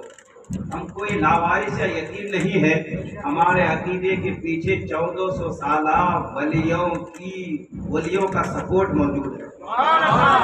الحمدللہ، نکھرا صاف ستھرا ہمارا عقیدہ۔ تو اس دن صرف حضور صلی اللہ تعالیٰ علیہ وسلم کی تعریف ہوگی بس، اور کچھ نہیں۔ خود میرا رب اپنے نبی کی تعریف کرے گا، رب ہو کر حضور کی تعریف بیان کرے گا۔ اب جب حضور گزارش کریں گے نا، اللہ قبول فرمائے گا۔ ایسا ہو سکتا ہے کہ حضور کہے اور قبول نہ کرے؟ اللہ کے حبیب فرماتے ہیں کہ اللہ تعالیٰ نے مجھے اختیار دیا تھا، دو چیزوں کے درمیان آپشن تھے میرے پاس کہ حبیب آپ چاہو تو آدھی امت کو بغیر حساب و کتاب کے بخشوا لو، یا آپ چاہو تو شفاعت لے لو، شفاعت کا حقدار بن جاؤ۔ حضور فرماتے ہیں کہ میں نے شفاعت کو اپنا لیا ہے، شفاعت مانگ لی ہے میرے رب سے، اور اللہ نے مجھے شفاعت کا اذن، شفاعت کی اجازت دے دی ہے۔ کسی صحابی نے پھر پوچھ لیا یا رسول اللہ آپ نے شفاعت کو کیوں لی؟ آپ چاہتے تو یہ پہلا والا جو تھا آدھی امت بغیر حساب بغیر کتاب کے جنت میں جائے، یا رسول اللہ اس میں زیادہ بھلائی نہیں ہے؟ میرے آقا نے فرمایا میرے صحابی، اگر میں اپنی آدھی امت کے بارے میں یہ اختیار لے لیتا ہوں کہ آدھی امت بغیر حساب و کتاب کے جنت میں جائے گی، تو یہاں ایک کوٹا ہے، یہاں ایک حد ہے۔ مثال کے طور پر میری امت اگر 10 کروڑ ہے تو 5 کروڑ بغیر حساب پہ جائے گی، ان 5 کروڑ جو بچ جائیں گے، اب رب کا وعدہ وہ تو پورا ہو گیا، میں نے اپنے اختیار سے لے لیا۔ اگر حضور سمجھا رہے ہیں کہ تمہارے حساب سے اگر میں پہلا والا لے لوں کہ آدھی امت بغیر حساب کے جنت میں جائے، اسے لے لوں، تو اے میرے صحابی یہ بتاؤ، اگر میرے 10 کروڑ امتی ہے، 5 کروڑ بغیر حساب کے جائے گی، 5 کروڑ جو بچ جائے گی وہ 5 کروڑ کہیں گے یا رسول اللہ ہمارا دنیا میں عقیدہ تھا آپ شفاعت کریں گے، یا رسول اللہ آج آپ کا کوٹا فل ہو چکا ہے، یا رسول اللہ ہم بھی تو آپ کی امت میں ہیں، اب ہم کیسے جنت میں جائیں گے؟ میرے آقا فرماتے ہیں اے میرے صحابی اب میں کیا جواب دیتا ہوں؟ اسی لیے میں نے وہ کوٹا والا معاملہ ہی نہیں رکھا، وہ لمٹ والا معاملہ ہی نہیں رکھا، میں نے اپنا معاملہ انلمیٹڈ رکھا ہے۔ سبحان اللہ، سبحان اللہ، جس کو اشارہ کرتا جاؤں گا رب جنت میں بھیجتا جائے گا۔ سبحان اللہ، میرے امام اسی کی طرف اشارہ کرتے ہیں، کیا میرے امام کا ذہن ہے؟ ایک میں کیا، میرے عصیاں کی حقیقت کتنی؟ عصیاں مطلب ہوتا ہے گناہ۔ میرے امام فرماتے ہیں یا رسول اللہ، ایک میں کیا، میرے گناہوں کی حقیقت کتنی؟ مجھ سے 100 لاکھ کو کافی ہے اشارہ دینا۔ یا رسول اللہ آپ اشارے کرتے جائیں گے، اللہ بخشش اور مغفرت کا پروانہ سناتا جائے گا۔ آپ اشارے کرتے جائیں گے، اللہ جہنم سے نکال کر جنت میں بھیجتا جائے گا۔ تو حضور فرماتے ہیں میں نے شفاعت کو لے لیا، حضور کی سب سے پہلے شفاعت قبول کی جائے گی۔ پھر میرے آقا فرماتے ہیں اس کے بعد اولیاء، صلحاء، علماء، شہداء، یہاں تک کہ جو مؤذن ہے نا، اس مؤذن کو بھی قیامت کے دن شفاعت کا اللہ حق عطا فرمائے۔ سبحان اللہ، عالم کو، حافظ کو، بلکہ حدیث پاک میں یہاں تک آیا وہ چھوٹا بچہ جو ماں کی پیٹ سے ہی مردہ پیدا ہوا، ایک دنیا سے نکلا اور دوسری دنیا میں چلا گیا، ماں کے پیٹ سے نکلا زمین کے پیٹ میں چلا گیا، یہ بچہ قیامت کے دن اپنے والدین کی بخشش اور مغفرت کے لیے رب سے تکرار کرے گا۔ اللہ کے حبیب اس کو بیان فرماتے فرماتے مسکرانے لگے کہ وہ بچہ کہے گا اے اللہ میرے ماں باپ کو معاف کر دے، میرے ماں باپ کی بخشش کر دے۔ اچھا، یہاں پر ان ماں باپ کے لیے کتنی تسلی بھرے الفاظ ہیں حضور کے۔ بیٹا بیٹی جو بھی ہے بچپنے میں انتقال ہو جائے، وہ دنیا میں آنکھ ہی نہ کھول پائے، کتنا غم ہوگا، لیکن اس کے سامنے اگر حضور کی یہ حدیث آ جائے تو بتائیے سارے غم بھول جائیں گے؟ نہیں بھول جائیں گے۔ یہ بچہ اس کی شفاعت کرے گا قیامت کے دن۔ اللہ کے حبیب فرماتے وہ ناڑا جو اس کے ناف سے لے کر اس کی ماں کے پیٹ تک کا جو کنیکشن رہتا ہے، جس سے وہ کھانا پانی اس کو ملتا ہے پیٹ میں، اسی سے اپنے ماں باپ کو گھسیٹتے ہوئے وہ بچہ جنت میں لے کر جائے گا۔ سبحان اللہ، سبحان اللہ، اس بچے کی بھی شفاعت قبول کی جائے گی۔ سبحان اللہ، بلکہ فرمایا کہ کوئی عالم دین گزریں گے تو کوئی جہنمی جہنم سے دیکھے گا، وہ کہے گا انا الذی سقیتہ شربتاً، اے عالم دین مجھے بھول گئے، میں وہ ہوں جس نے دنیا میں آپ کو ایک پانی کا گلاس دیا تھا، سبحان اللہ، دنیا میں نے آپ کی مدد کی تھی، آج کوئی میری مدد کرنے والا نہیں ہے، آپ میری مدد کیجیے۔ وہ عالم دین کہیں گے کیا مدد؟ کہیں گے آج اور کیا مدد چاہیے، میری شفاعت کیجیے۔ اللہ اس عالم دین کی شفاعت اس کے حق میں قبول فرمائے۔ سبحان اللہ، سبحان اللہ، یہاں تک آیا جس نے دنیا میں کسی کو وضو کرایا ہے، یعنی وضو کے لیے 1 لوٹا پانی بھر کر دیا ہے، قیامت کے دن وہ بھی اس کے بدلے میں اس کی شفاعت کرے گا، اللہ اس کی بھی شفاعت قبول فرمائے گا۔ سبحان اللہ، حدیث پاک میں آتا ہے میرے آقا فرماتے ہیں میری امت میں 70,000 ایسے لوگ ہوں گے کہ جن کی شفاعت قبول ہوگی، اور ان کی ایسی شفاعت ہوگی وہ جن کی شفاعت کر لے اللہ بغیر حساب و کتاب کے ان کو جنت عطا فرمائے۔ ان میں سے ایک ذات کا نام حضرت رابعہ بصریہ بھی ہے۔ حضرت رابعہ بصریہ بغیر حساب و کتاب کے یہ جن کی طرف اشارہ کر دے وہ بھی جنت میں جائیں گے۔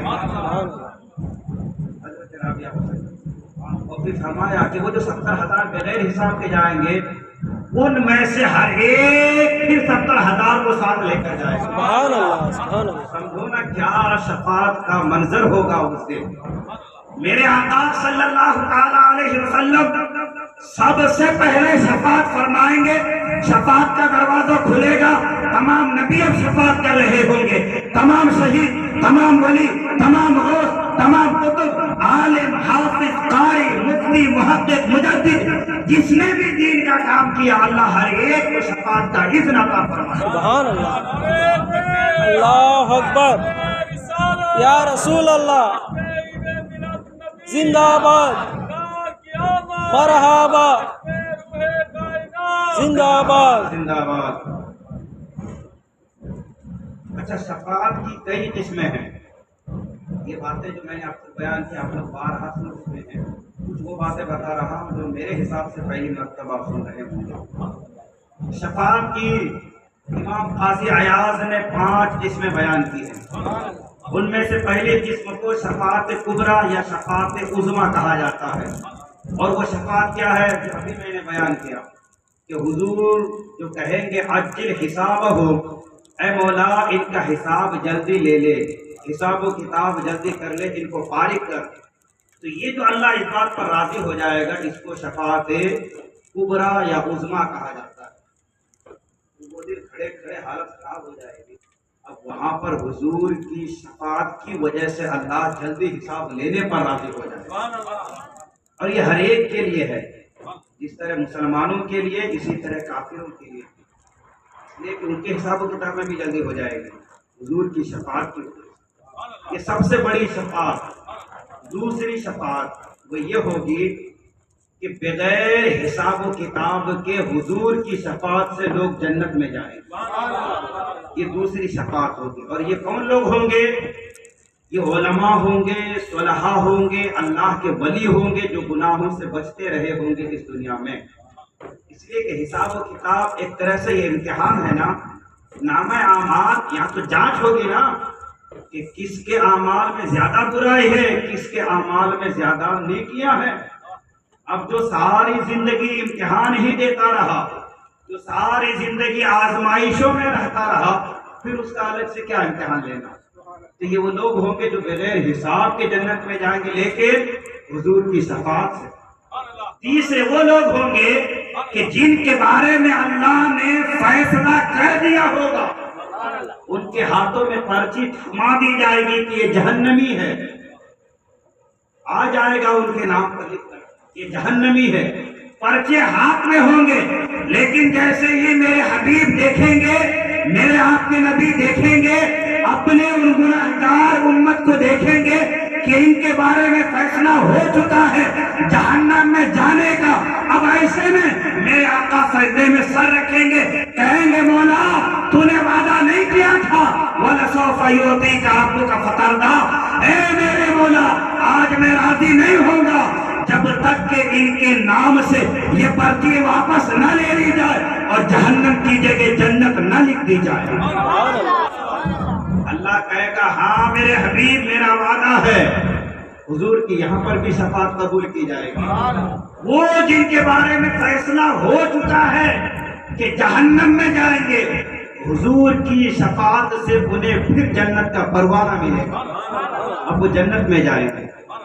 چوتھے وہ لوگ ہوں گے کہ جو جہنم میں جا چکے ہوں گے، ایک تو یہ بھی فیصلہ ہوا تھا، چوتھی قسم وہ ہے جو جہنم میں جا چکے ہوں گے، ان کی طرف جب میرے آقا کی نظر رحمت جائے گی، میرے آقا پھر ان کے بارے میں بھی رب کی بارگاہ میں سجدہ کریں گے، پھر وہی التجا ہے رب سلم رب سلم رب حبلی امتی رب حبلی امتی، اے میرے مولا میری امت کا معاملہ میرے حوالے کر دے، اے میرے مولا میری امت کی بخشش اور مغفرت فرما دے۔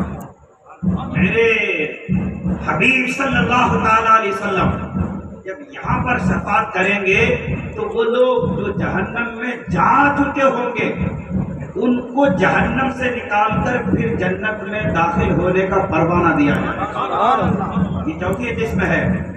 پانچویں قسم ان لوگوں کی ہوگی کہ جو جنت میں جا چکے ہوں گے لیکن وہاں پر بھی حضور کی شفاعت سے ان کے درجے بلند ہو جائیں گے۔ جنت ایک نہیں ہے، میں نے کسی جمعے میں بھی بیان کیا تھا کہ حضرت حارثہ ایک جنگ میں شہید ہو گئے تیر لگنے کی وجہ سے، تو ان کی ماں حضور کی بارگاہ میں حاضر ہوئی، عرض کرنے لگی یا رسول اللہ حارثہ میرا بیٹا کہاں ہے، کیا جنت میں ہے؟ اگر جنت میں ہے تو الحمدللہ، اگر جنت میں نہیں ہے تو مجھے اجازت دیجئے میں روم بھی اپنے بیٹے کے اوپر۔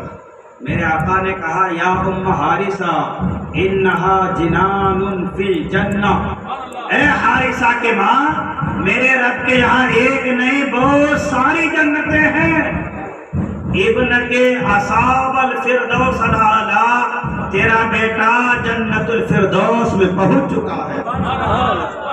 حضرت حارثہ کی ماں نے جب یہ بات سنی ہے نا، وہی سے وہ نعرہ لگانے لگی، بس حارثہ، واہ واہ حارثہ مبارک ہو، تم جنت پہنچ گئے ہو۔ سبحان اللہ۔ صحابیہ تھی، وہابیہ نہیں تھی۔ حضور نے کہا مان لیا، اندر خوشی بھی ہونے لگی، اور پھر اس کے بعد وہ روئی بھی نہیں کہ میرا بیٹا تو جنت میں پہنچ چکا ہے، نہ صرف جنت میں بلکہ میرے نبی نے کہا جنت الفردوس میں پہنچ چکا۔ تو ایک جنت نہیں ہے، کئی جنتیں ہیں، ان میں سے کچھ وہ لوگ ہوں گے جو جنت کے نچلے درجے میں ہوں گے، اللہ کے حبیب کی شفاعت کرنے کی وجہ سے اللہ ان کے مقام کو بلند فرما دے گا، جنت کے اونچے درجے میں ان کو جگہ عطا فرمائے گا۔ اللہ کے حبیب صلی اللہ علیہ وسلم فرماتے ہیں وہ بندہ جو سب سے لاسٹ میں جنت میں داخل ہوگا، جہنم سے جسے سب سے اخیر میں نکالا جائے گا اور جنت میں جانے کا حکم آئے گا، اللہ کے حبیب فرماتے ہیں میں اسے جانتا بھی ہوں پہچانتا بھی ہوں۔ یہ علم غیب نہیں تو کیا ہے بتائیے؟ قیامت کب ہوگی، کتنے لوگ ہوں گے، ان تمام لوگوں میں سب سے اخیر میں کون جہنم سے نکل کر جنت کی طرف جا رہا ہوگا، حضور فرماتے ہیں میں جانتا ہوں، صرف جانتا ہی نہیں ہوں، اس کے ساتھ کیا کیا ہوگا وہ سارے حالات مجھے معلوم ہے۔ حضور فرماتے ہیں جب اسے جہنم سے نکالا جائے گا اور رب کی بارگاہ میں پیش کیا جائے گا، اللہ فرمائے گا جا تو جنت میں داخل ہو جا۔ وہ بندہ چونکہ سب سے آخر میں سمجھ سکتے کتنا بڑا گناہ گار ہوگا، لیکن جب وہ جنت کی طرف جھانکے گا نا، واپس پلٹ کر آ جائے گا، کہے گا اللہ تیری جنت میں جگہ ہی نہیں، ساری سیٹیں پھر ہو چکی ہے، میں کہاں بیٹھوں، میری سیٹ کون سی ہے؟ اللہ فرمائے گا جا جنت میں داخل ہو جا۔ وہ پھر جائے گا، جھانکے گا، پھر سے ریٹرن آ جائے گا، کہے گا اللہ جنت میں جگہ ہی نہیں ہے، میں کہاں جاؤں؟ تیسری مرتبہ حکم ہوگا، وہ پھر جائے گا، واپس آ جائے گا، کہے گا مولا جنت میں جگہ ہی نہیں ہے۔ اللہ فرمائے گا کیسی بات کر رہے ہو، تمہارے لیے جنت میں اتنی جگہ ہے کہ اس دنیا، جس دنیا میں تم رہ چکے ہو، جس دنیا سے تم یہاں آئے ہو، اس دنیا سے 10 گنا زیادہ جنت میں تیرے لیے جگہ موجود ہے۔ سمجھو جو بندہ سب سے لاسٹ میں جنت میں جا رہا ہے، اس کے بارے میں میرا رب کہہ رہا ہے کہ جو دنیا میں تم رہ چکے ہو نا، وہ دنیا اس کے 10 گنا زیادہ تمہارے لیے جنت میں جگہ ہے۔ وہ بندہ کہے گا مولا تم مالک ہو کر میرے سے مذاق کر رہا ہے، اسے یقین ہی نہیں ہوگا نا کہ اتنا گناہ گار اور میرے لیے اتنی جگہ۔ یہ حدیث تو حضور نے بیان فرما رہے تھے، صحابہ کہتے حضور اتنا مسکرائے کہ حضور کی داڑھیں نظر آنے لگی۔ یہ حضور سارا منظر دیکھ کر گویا بیان فرما رہے ہیں، یہ علم غیب نہیں تو کیا ہے؟ حضور فرماتے ہیں کہ اللہ کہے گا کہ 10 گنا زیادہ تمہاری دنیا سے تمہارے لیے جنت میں جگہ موجود ہے۔ میرے آقا فرماتے جو سب سے اخیر میں جا رہا ہے اس کے لیے اتنی جگہ ہے، تو ابو بکر عمر کی کتنی جگہ ہوگی، عثمان و علی کی کتنی جگہ ہوگی، حسن حسین کی کتنی جگہ ہوگی، اور جو سب سے پہلے جس کے نصیبے میں حضور کی شفاعت آ جائے پھر اس کے لیے کتنی جگہ ہوگی۔ میرے امام فرماتے شفاعت کرے حشر میں جو رضا کی، سوا تیرے کس کو یہ قدرت ملی ہے؟ یا رسول اللہ یہ آپ ہی کو قدرت ملی ہے جو اس دن صرف رضا ہی کی نہیں، رضا کے ماننے والے تمام لوگوں کی بھی شفاعت کرے۔ جو بھی رضا کے عقیدے پر ہیں الحمدللہ سب کی حضور شفاعت کریں۔ یہ اس زمانے کی بات کر رہا ہوں، کوئی کل کو اٹھ کر میرے پر یہ فتویٰ نہ لگائے کہ جو پہلے گزرے ہیں رضا سے پہلے وہ کہاں جائیں گے۔ یہ اس زمانے کی بات کر رہا ہوں کیونکہ مسئلے کے اعلیٰ حضرت پر آج نشانے، آج انگلیاں اٹھ رہی ہے نا، اس لیے میں یہ بات کر رہا ہوں۔ تو حضور صلی اللہ تعالی علیہ وسلم کی شفاعت سے وہ لوگ جنت میں جائیں گے کہ جن کو اللہ نے جہنم میں جانے کا حکم ارشاد فرما دیا تھا، جو جہنم میں جا چکے ہوں گے۔ انہی میں سے کچھ لوگ وہ ہوں گے جو مسلمان تو ہوں گے لیکن اپنے گناہوں کی وجہ سے جہنم میں ہوں گے، جو اپنے گناہوں کی وجہ سے जहन्नम में होंगे तो काफिर उनको देखेंगे ना तो कहेंगे क्या फायदा हुआ, दुनिया में ईमान लेकर आए, 5 टाइम नमाज पढ़े, रमजान के दिनों में भूखे रहे, रोजे रखे, ज़कात वगैरह भी दिए, हराम से बचते रहे, ऐश वाली जिंदगी छोड़ दी, आज देखो तुम्हारा ठिकाना हमारा ठिकाना बराबर है। ये काफिर कुछ मुसलमानों को चिढ़ाएंगे और ताना देंगे कि तुम्हारे कलमे ने तुमको कुछ फायदा नहीं पहुंचाया, माज़अल्लाह तुम भी हमारे साथ जहन्नम में हो।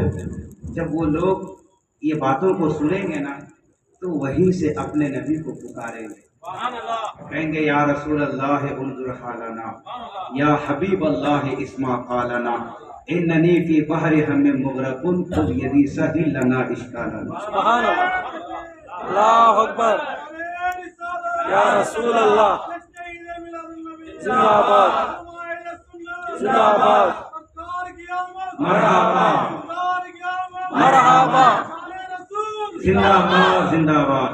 अच्छा तो वो लोग होंगे कि जो जहन्नम में जा चुके होंगे, जाहिर सी बात है अब जहन्नम है तो आग है, आग की वजह से उनके बॉडी में से अक्सर हिस्सा जल चुका होगा, लेकिन हुजूर की रहमत है, हुजूर उनकी भी शफाअत फरमाएंगे और उनको जब निकालेंगे तो फरिश्तों को हुक्म होगा कि इनको आब हयात में गुस्ल दो।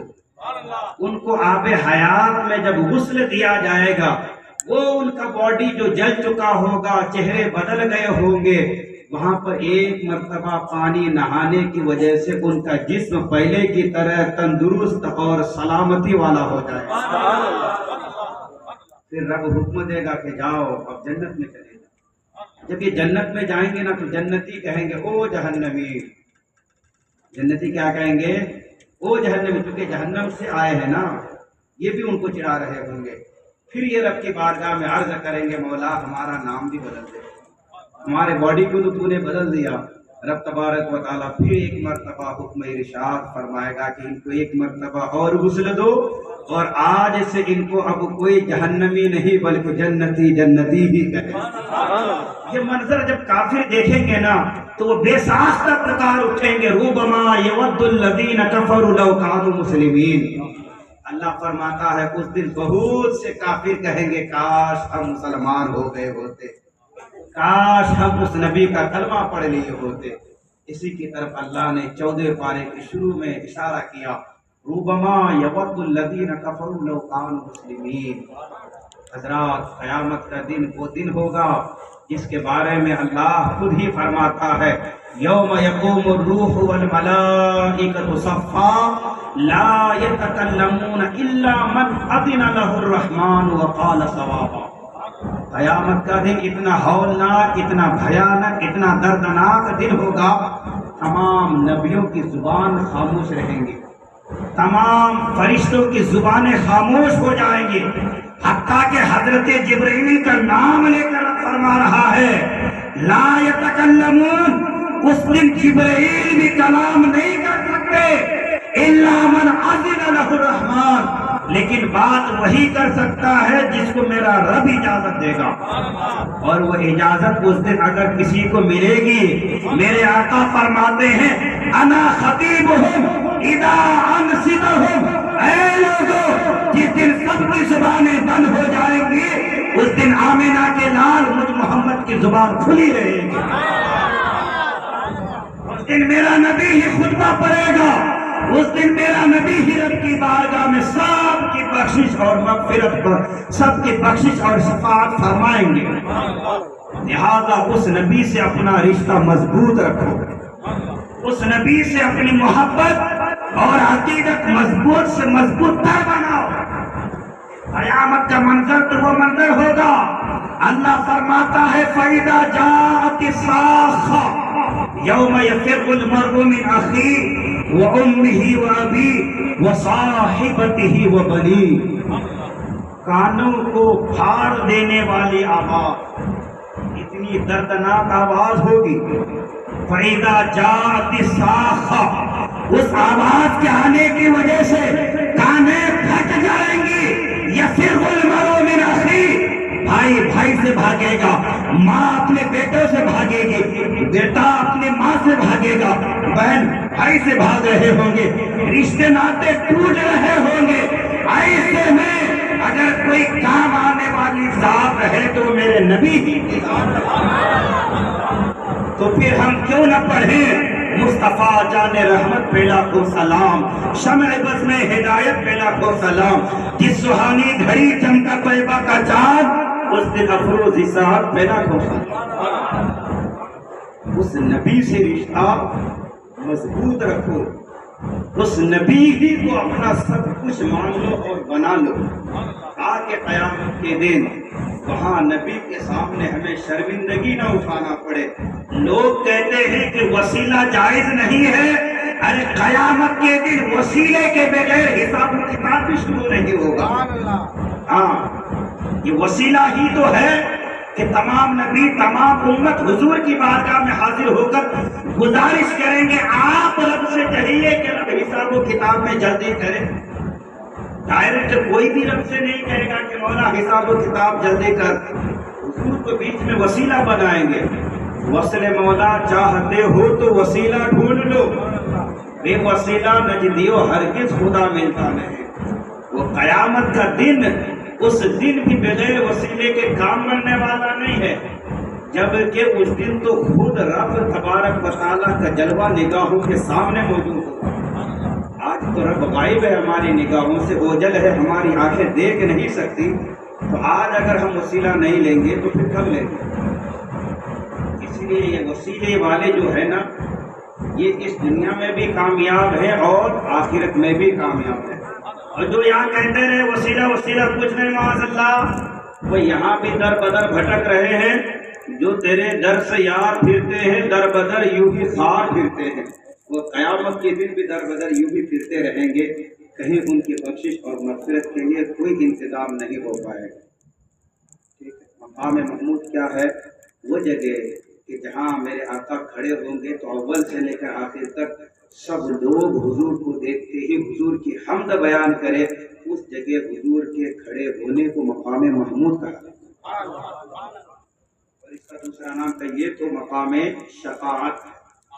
اللہ تبارک و تعالی ہم سب کو کہنے سننے سے زیادہ عمل کی توفیق عطا فرمائے۔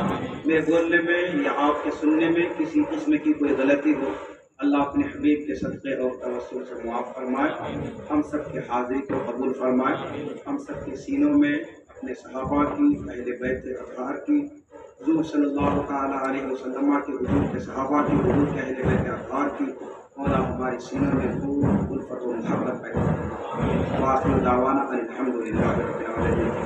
2 منٹ کے لیے بیٹھیں، کیونکہ آج میں ختم اس لیے جلدی کر دیا، پیچھے سے آواز آ رہی ہے، میں خود ڈسٹرب ہو رہا ہوں، شاید آپ لوگوں کا ذہن بھی منتشر ہو رہا ہوگا، اس لیے 5-10 منٹ پہلے آج میں نے بیان ختم کیا ہے۔ اور میں یہ جائزہ بھی لینا چاہتا ہوں کہ کل اتنے ہی تعداد میں آتے ہیں یا زیادہ تعداد میں آتے ہیں؟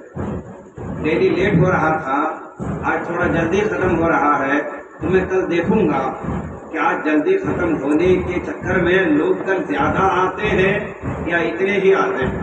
ایک طرح سے آپ لوگوں کا امتحان بھی ہے۔ چلیے تھوڑی دیر کے لیے بیٹھیے اور میرے کو سوال ہے، ان سوالوں کے جواب دیں۔ بتائیے، غور سے سنیے، فرض، سنت، واجب، مکروہ، مکروہ تنزیہ اور مکروہ تحریمی، یہ دونوں، ان 5 میں سب سے اہم کیا ہے؟ فرض ہے۔ میں کنفیوز ہو گیا، پہلے کون اٹھے؟ چلیے سوال ہی ختم کر دیتا ہوں۔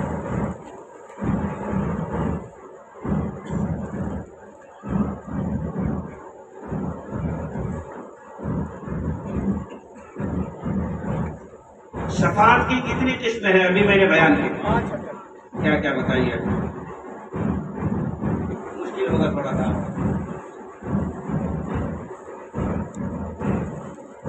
لیکن ادھورا رہ گیا نا۔ جی جہنمیوں کو جنت میں، جی جنتیوں کو مقام ابھی زیادہ، ہاں درجہ بلند تو جہنم میں اگر چل گئے کہیں گے جی تو بھی جنت میں لے کے جاتے ہیں۔ جی جی انبیاء اولیاء سب کو بھی جنت میں لے کے جانے کا چانس دیتے ہیں، ان کو بھی۔ اچھا چلیے آپ قریب قریب پہنچ رہے ہیں، جس کو شفاعت صغریٰ کہتے ہیں. یہ میں نے کافی دیر تک سمجھایا، پھر بھی آپ چلیے قریب قریب تک پہنچ گئے. ہاں چلیے 4. میرے آقا کو بھی شفاعت کا وہ تو میرے آقا کو ملے گا ہی ملے گا. سب سے پہلے تو حضور یہ شفاعت کی قسم نہیں ہے، میں نے جو بتایا تھا وہ الگ.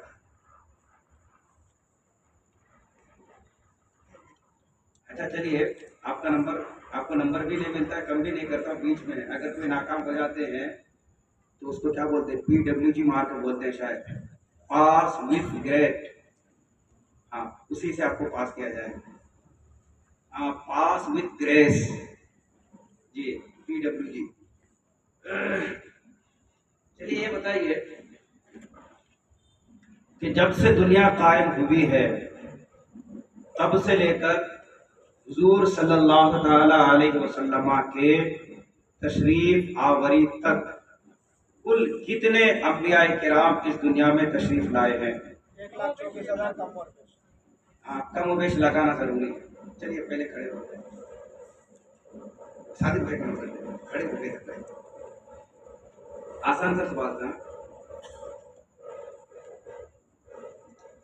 نماز میں اتحیات پڑھنا کیا ہے، درود ابراہیمی پڑھنا کیا ہے، اور دعائے معصورہ پڑھنا کیا ہے؟ ساتھ ہی سنیے پہلے سوال مکمل ہوتا ہے.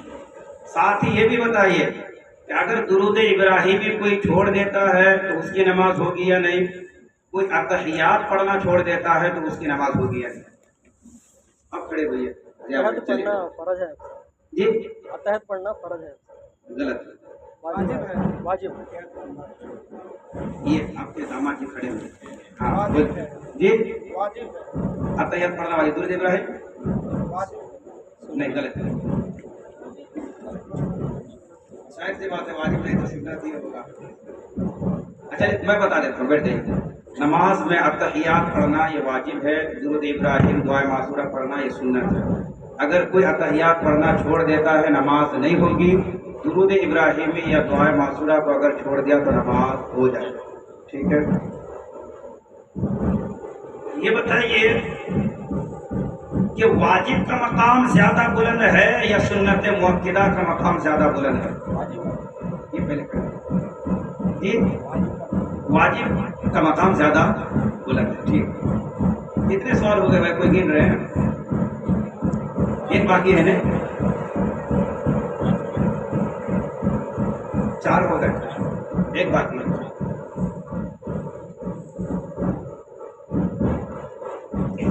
حضور صلی اللہ تعالی علیہ وسلم کے مقدس سواریوں میں سے کسی 2 سواری کا نام بتا دیں. ایک اونٹ ہے حضرت، ایک گھوڑا. نہیں، نام بتانا ہے. نام بتانا ہے. ہم آپ کھڑے ہوئیے، پہنچ رہے قریب قریب. ہاں ایک جی، اور ایک براق کو ایک ہی رات کی سواری تھی، لیکن چلیے ٹھیک ہے آپ کا جواب. ایک اور بڑا ایزی ہے ماموں، لوگ گاڑیوں میں لکھا رکھتے ہیں پسوا. ہاں لوگ گاڑیوں میں بھی لکھ کے رکھتے ہیں. آپ پہنچ نہیں پائے ماموں آج. یہ سوال نہیں تھا. اگر کسی کے جسم میں 1 درہم سے زیادہ نجاست غلیظہ لگ جائے تو اس کی نماز کا کیا حکم ہے؟ اور اگر 1 درہم کے برابر لگے تو اس کی نماز کا کیا حکم ہے؟ اور اگر 1 درہم سے کم لگے تو اس کی نماز کا کیا حکم ہے؟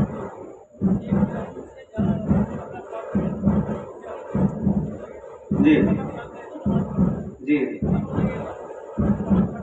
جی وہ لینا بہتر ہے. جی جی وہ لینا ہے. سنت بالکل صحیح جواب دیا. 1 درہم تک معاف ہے، اس سے کم اگر لگے تو معاف ہے، دھو لینا سنت ہے. لیکن 1 درہم یا اس سے زیادہ اگر لگے تو اس حالت میں اس کپڑے کو پہن کر اگر نماز پڑھتے ہیں تو اس نماز کو 2 بار پڑھنا ضروری ہے نا. 1 درہم سے زیادہ اگر ہے تو نماز ہوگی ہی نہیں. 1 درہم اگر ہے تو نماز ہو جائے گی، لیکن 2 بار پڑھنا ضروری ہے. ٹھیک ہے. آپ کے سارے بھائی کا نمبر کیا برابر ہے؟ جی برابر ہیں. فائنل سوال کرتا ہوں، جس کو جواب آتا ہوگا پورا سوال سننے کے بعد وہ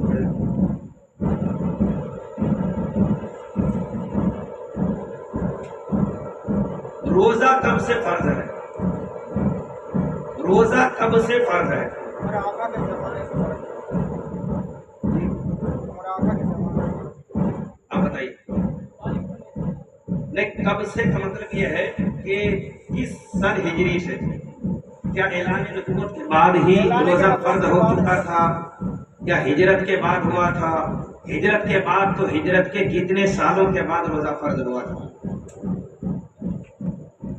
یہ کوئی بھی بتا دیجئے، پورے 5 نمبر کا ایک سوال ہے۔ ہجرت کے بعد حضرت، جی ہجرت کے 13 سال کے بعد نہیں، ہجرت کے بعد نہیں، ہجرت کے دوسرے سال جب حضور ہجرت فرمائے تھے نا، اس کے دوسرے سال میں روزہ فرض ہوا تھا، یعنی کہ اعلان نبوت کے کتنے سال کے بعد؟ جی اعلان نبوت کا اعلان 40 سال کی عمر میں ہوا ماموں، ہجرت کے 53 سال کی عمر میں، ہاں اعلان نبوت کے 15 سال کے بعد۔ بڑا قیمتی سوال تھا یہ، پورے 5 نمبر کا۔ ہاں یہ بتائیے،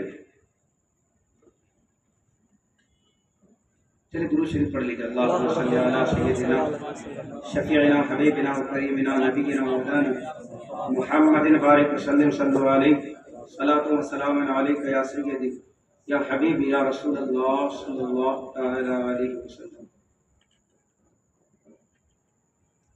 مقتدی کی کتنی قسمیں ہیں کوئی ایک بتا دیجئے اور آج کے انعام کے حقدار بن جائے گا۔ مقتدی کی کتنی قسمیں ہیں؟ اے نماز پڑھتے ہیں نا، میں الحمدللہ آپ لوگوں کا امام ہوں، آپ لوگ مقتدی ہیں، تو ایک مقتدی وہ جو شروع سے میرے ساتھ ہے، یعنی جب سے میں نے نماز شروع کی۔ ایک مقتدی وہ ہوتا ہے، اچھا میں تو پھر بتا ہی دوں گا تو پھر آپ کیا ہوتا ہے؟ چلیے بتائیے، میں بہت قریب تک آپ لوگوں کو لے کر پہنچ گیا ہوں۔ مقتدی کی کتنی قسمیں ہیں؟ جی نہیں آ رہا ہے کیا؟ عثمان بھائی آ رہا ہے کیا کچھ ذہن میں؟ اختر بھائی،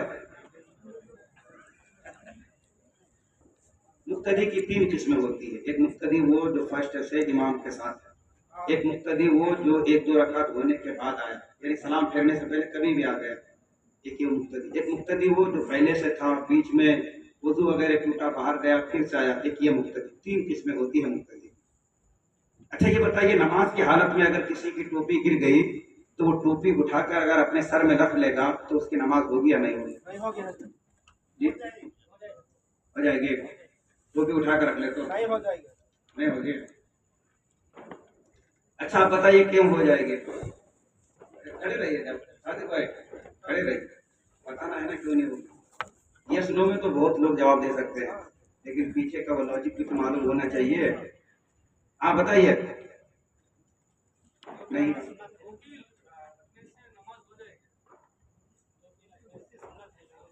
جی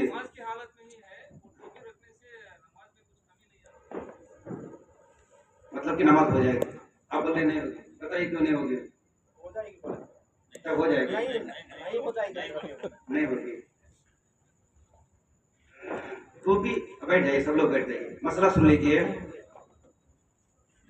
ٹوپی کے معاملے میں یہ بات یاد رکھیے کہ وہ ٹوپی جو گر رہی ہے نا، وہ ٹوپی کیسی ہے؟ یہ جو بادشاہ بھائی، سراج بھائی، مطلب یوں سمجھ لیجیے جو برکاتی ٹوپی لگائے ہوئے ہیں، میں کس کا نام بتاؤں؟ یہ برکاتی ٹوپی اگر نکل جاتی ہے، گر جاتی ہے، اس کو آپ ایک ہاتھ سے اٹھا کر اپنے سر پہ رکھ سکتے ہیں۔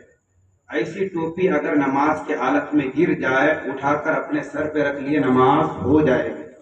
لیکن وہ ٹوپی جو سید صاحب ہمارے نانا لگائے ہوئے ہیں، سید صاحب موجہ والے، ایسی ٹوپی اگر گر جاتی ہے نا، تو یہ ٹوپی ایک ہاتھ سے آپ نہیں لگا سکتے، اس ٹوپی کے لیے دونوں ہاتھ کا استعمال کرنا پڑے گا۔ ایسی ٹوپی کو اگر آپ اٹھا کر لگائیں گے تو نماز نہیں ہوگی۔ کیوں؟ اس لیے کہ ہر وہ کام جس میں دونوں ہاتھوں کو یوز کرنا پڑے تو اس کام کو عمل کثیر کہا جاتا ہے۔ اب یہی سے یہ مسئلہ بھی سمجھ لیجئے کہ نماز کی حالت میں اگر کوئی گنڈی لگائے، کیا بولتے ہیں گنڈی کیا؟ ہاں، یہ اگر کوئی لگاتے ہیں تو نماز نہیں ہوگی۔ کیوں؟ دونوں ہاتھ کا سہارا لینا پڑتا ہے۔ لیکن اگر ایک ہاتھ سے کوئی لگا سکتا ہے تو نماز ہو جائے گی۔ ٹھیک ہے؟ تو ٹوپی کا یہ مسئلہ ہے، ایک ہاتھ سے لگانے والی ٹوپی ہے، نماز ہو جائے گی، ایک ہاتھ سے اگر آپ لگا سکتے ہیں، دونوں ہاتھ سے سہارا لینا پڑے تو نماز نہیں ہوگی اگر آپ نے ٹوپی اٹھا کر لگا لی، ٹھیک ہے۔ چلیے مسجد میں داخل ہونے اور مسجد سے نکلنے اور بیت الخلاء میں داخل ہونے اور اس سے نکلنے کی دعا سنا دیجیے، آج کا انعام لے لیجیے، وہ ٹائم ہو گیا۔ 4 دعائیں سنانی ہے، مسجد میں داخل ہونے کی، مسجد سے نکلنے کی، بیت الخلاء میں جانے کی، بیت الخلاء سے نکلنے کی۔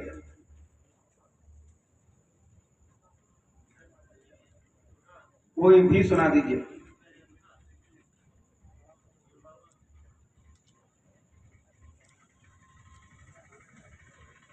جی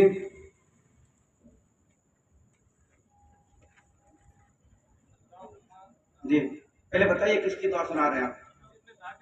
جی جی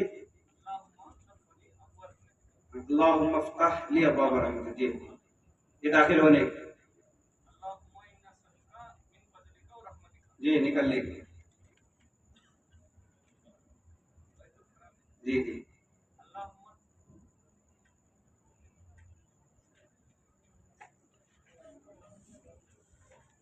لقمہ مت دیجیے، وہ نماز میں لقمہ دینا ضروری ہے کیونکہ نماز خراب نہ ہو جائے۔ یہاں اگر یہ سوال خراب ہوتا ہے تو ہم دوسرا کر لیں گے، ہاں من الخبث والخبائث، یہ داخل ہونے کی، نکلنے کی بتائیے۔ یہ سوال بڑا ہے اس لیے اس کے نمبر بھی پورے 5 ہے صادق بھائی، ہاں تو میں نے پہلے اعلان کر دیا، جو جواب دے دے گا آج کے انعام کا وہ حقدار ہو جائے گا۔ چلیے قریب قریب پہنچ چکے ہیں، ایک اور ہے باہر نکلنے کی دعا، جی کافی لیٹ ہو رہا ہے، پھر اسے بھی کینسل کر کے پھر دوسرا ہوتا ہے، آپ جواب دیں گے؟ چلیے باہر ہونے کی دے دیجیے، پورا بولیے۔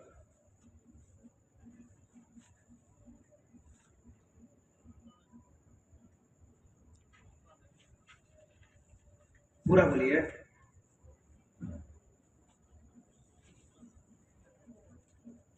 چلیے کوئی بات نہیں، اللہ تعالیٰ آپ سب کے علم میں، عمل میں، حوصلوں میں بلندی عطا فرمائے۔ چلیے سب لوگ مل کر اگر آپ لوگ اجازت دیں تو صادق بھائی کو انعام دے دیا جائے، نہیں تو لیٹ کافی ہو جائے گا، ووٹنگ ہو جائے۔ چلیے ہاتھ کھڑے کر دیجیے جو جو صادق بھائی کے حق میں ہیں۔ ارے پوچھ لو، اچھا چلیے پوچھ لیتے، جی جی جی چلیے پوچھ لیتے، اس کو کیا سپر اوور بولتے ہیں، کیا بولتے ہیں؟ ہاں وہی والا ہو رہا ہے، اور یہ فائنل ہے؟ نہیں فائنل ہے، جب تک چل رہا ہے فائنل ہے۔ درود شریف پڑھ لیں، اللہم صلی علی محمد سیدنا شفیعنا حبیبنا و کریمنا نبینا مولانا محمد بارک وسلم صلی اللہ علیہ وسلم علیک یا سیدی یا حبیبی یا رسول اللہ صلی اللہ علیہ وسلم۔ نماز جنازہ میں چوتھی تکبیر کے بعد کیا پڑھنا ہوتا ہے؟ کوئی بھی بتا دے اور آج کا انعام لے کر کرے۔ نماز جنازہ میں بھائی 4 تکبیر ہے نا، چوتھی تکبیر کے بعد کیا پڑھنا رہتا ہے؟ دعا پڑھنے کا دعا پڑھنے کا کیا پڑھنا رہتا ہے؟ پہلے میرے سوال کو سمجھیے پھر جواب دیجیے۔ چوتھی تکبیر کے بعد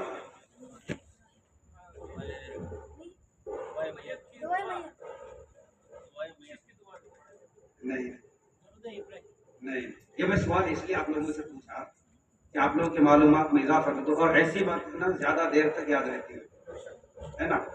یہ میں نے سوال اس لیے کیا کہ نماز جنازہ میں بہت سے لوگ غلطی یہ کرتے ہیں، ایک طرف سلام پھیرے تو ایک ہاتھ چھوڑتے ہیں، دوسری طرف سلام پھیرے تو دوسرا ہاتھ چھوڑتے ہیں، یہ غلط طریقہ ہے۔ میں بار بار عید میں بھی بتاتا ہوں آپ لوگوں کو کہ جہاں کچھ پڑھنے کا رہتا ہے تو وہاں ہاتھ باندھ کو رکھنا، لیکن جہاں کچھ پڑھنے کا نہیں تو وہاں ہاتھ چھوڑ دینا۔ نماز جنازہ میں چوتھی تکبیر کے بعد کچھ بھی پڑھنے کا نہیں ہے، دونوں ہاتھ چھوڑ دینا اور دونوں طرف سلام کرنا، سمجھے؟ دونوں ہاتھ چھوڑ دینا ہے اور دونوں طرف سلام پھیرنا، کیونکہ کچھ پڑھنے کا نہیں ہے نماز جنازہ کی چوتھی تکبیر کے بعد۔ اسی لیے عیدین کی جو نماز پڑھتے ہیں نا، وہ نماز عید الفطر، عید الاضحیٰ، اس میں جہاں جہاں پڑھنے کا ہے وہاں وہاں ہاتھ باندھنے کا ہے، جہاں پڑھنے کا نہیں ہے وہاں ہاتھ چھوڑنے کا حکم ہے، ٹھیک ہے؟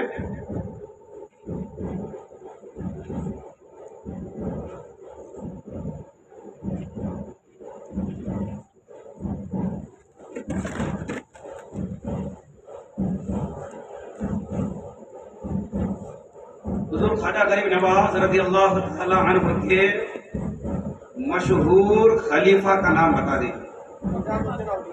امیر بھائی کھڑے ہوئے،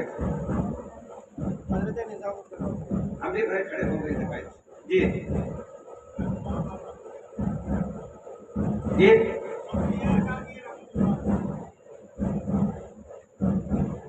پورا نام بولیے۔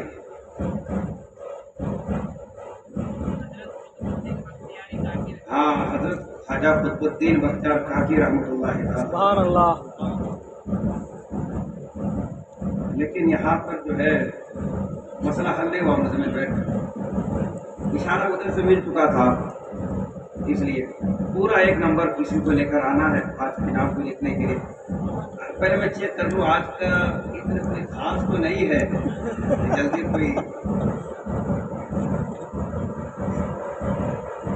خاصی ہے، اس کا نام بھی میں پہلی مرتبہ دیکھ رہا ہوں، شاید یہی وجہ ہے کہ جلدی کوئی اسے حاصل نہیں کر پا رہے ہیں۔ یہ بتائیے کہ سورہ فاتحہ کے بعد قرآن شریف میں سے کتنا پڑھ لیں گے کہ نماز ہو جائے گی؟ جی ہاں، آپ کا جواب درخت بولیے سے صاحب۔ ہاں، کہیں سے بھی 3 آیتیں یا بولیے یا ایک بڑی آیت جو 3 چھوٹی آیتوں کے برابر ہو۔ چلیے آئیے انعام دیں۔ سبحان اللہ۔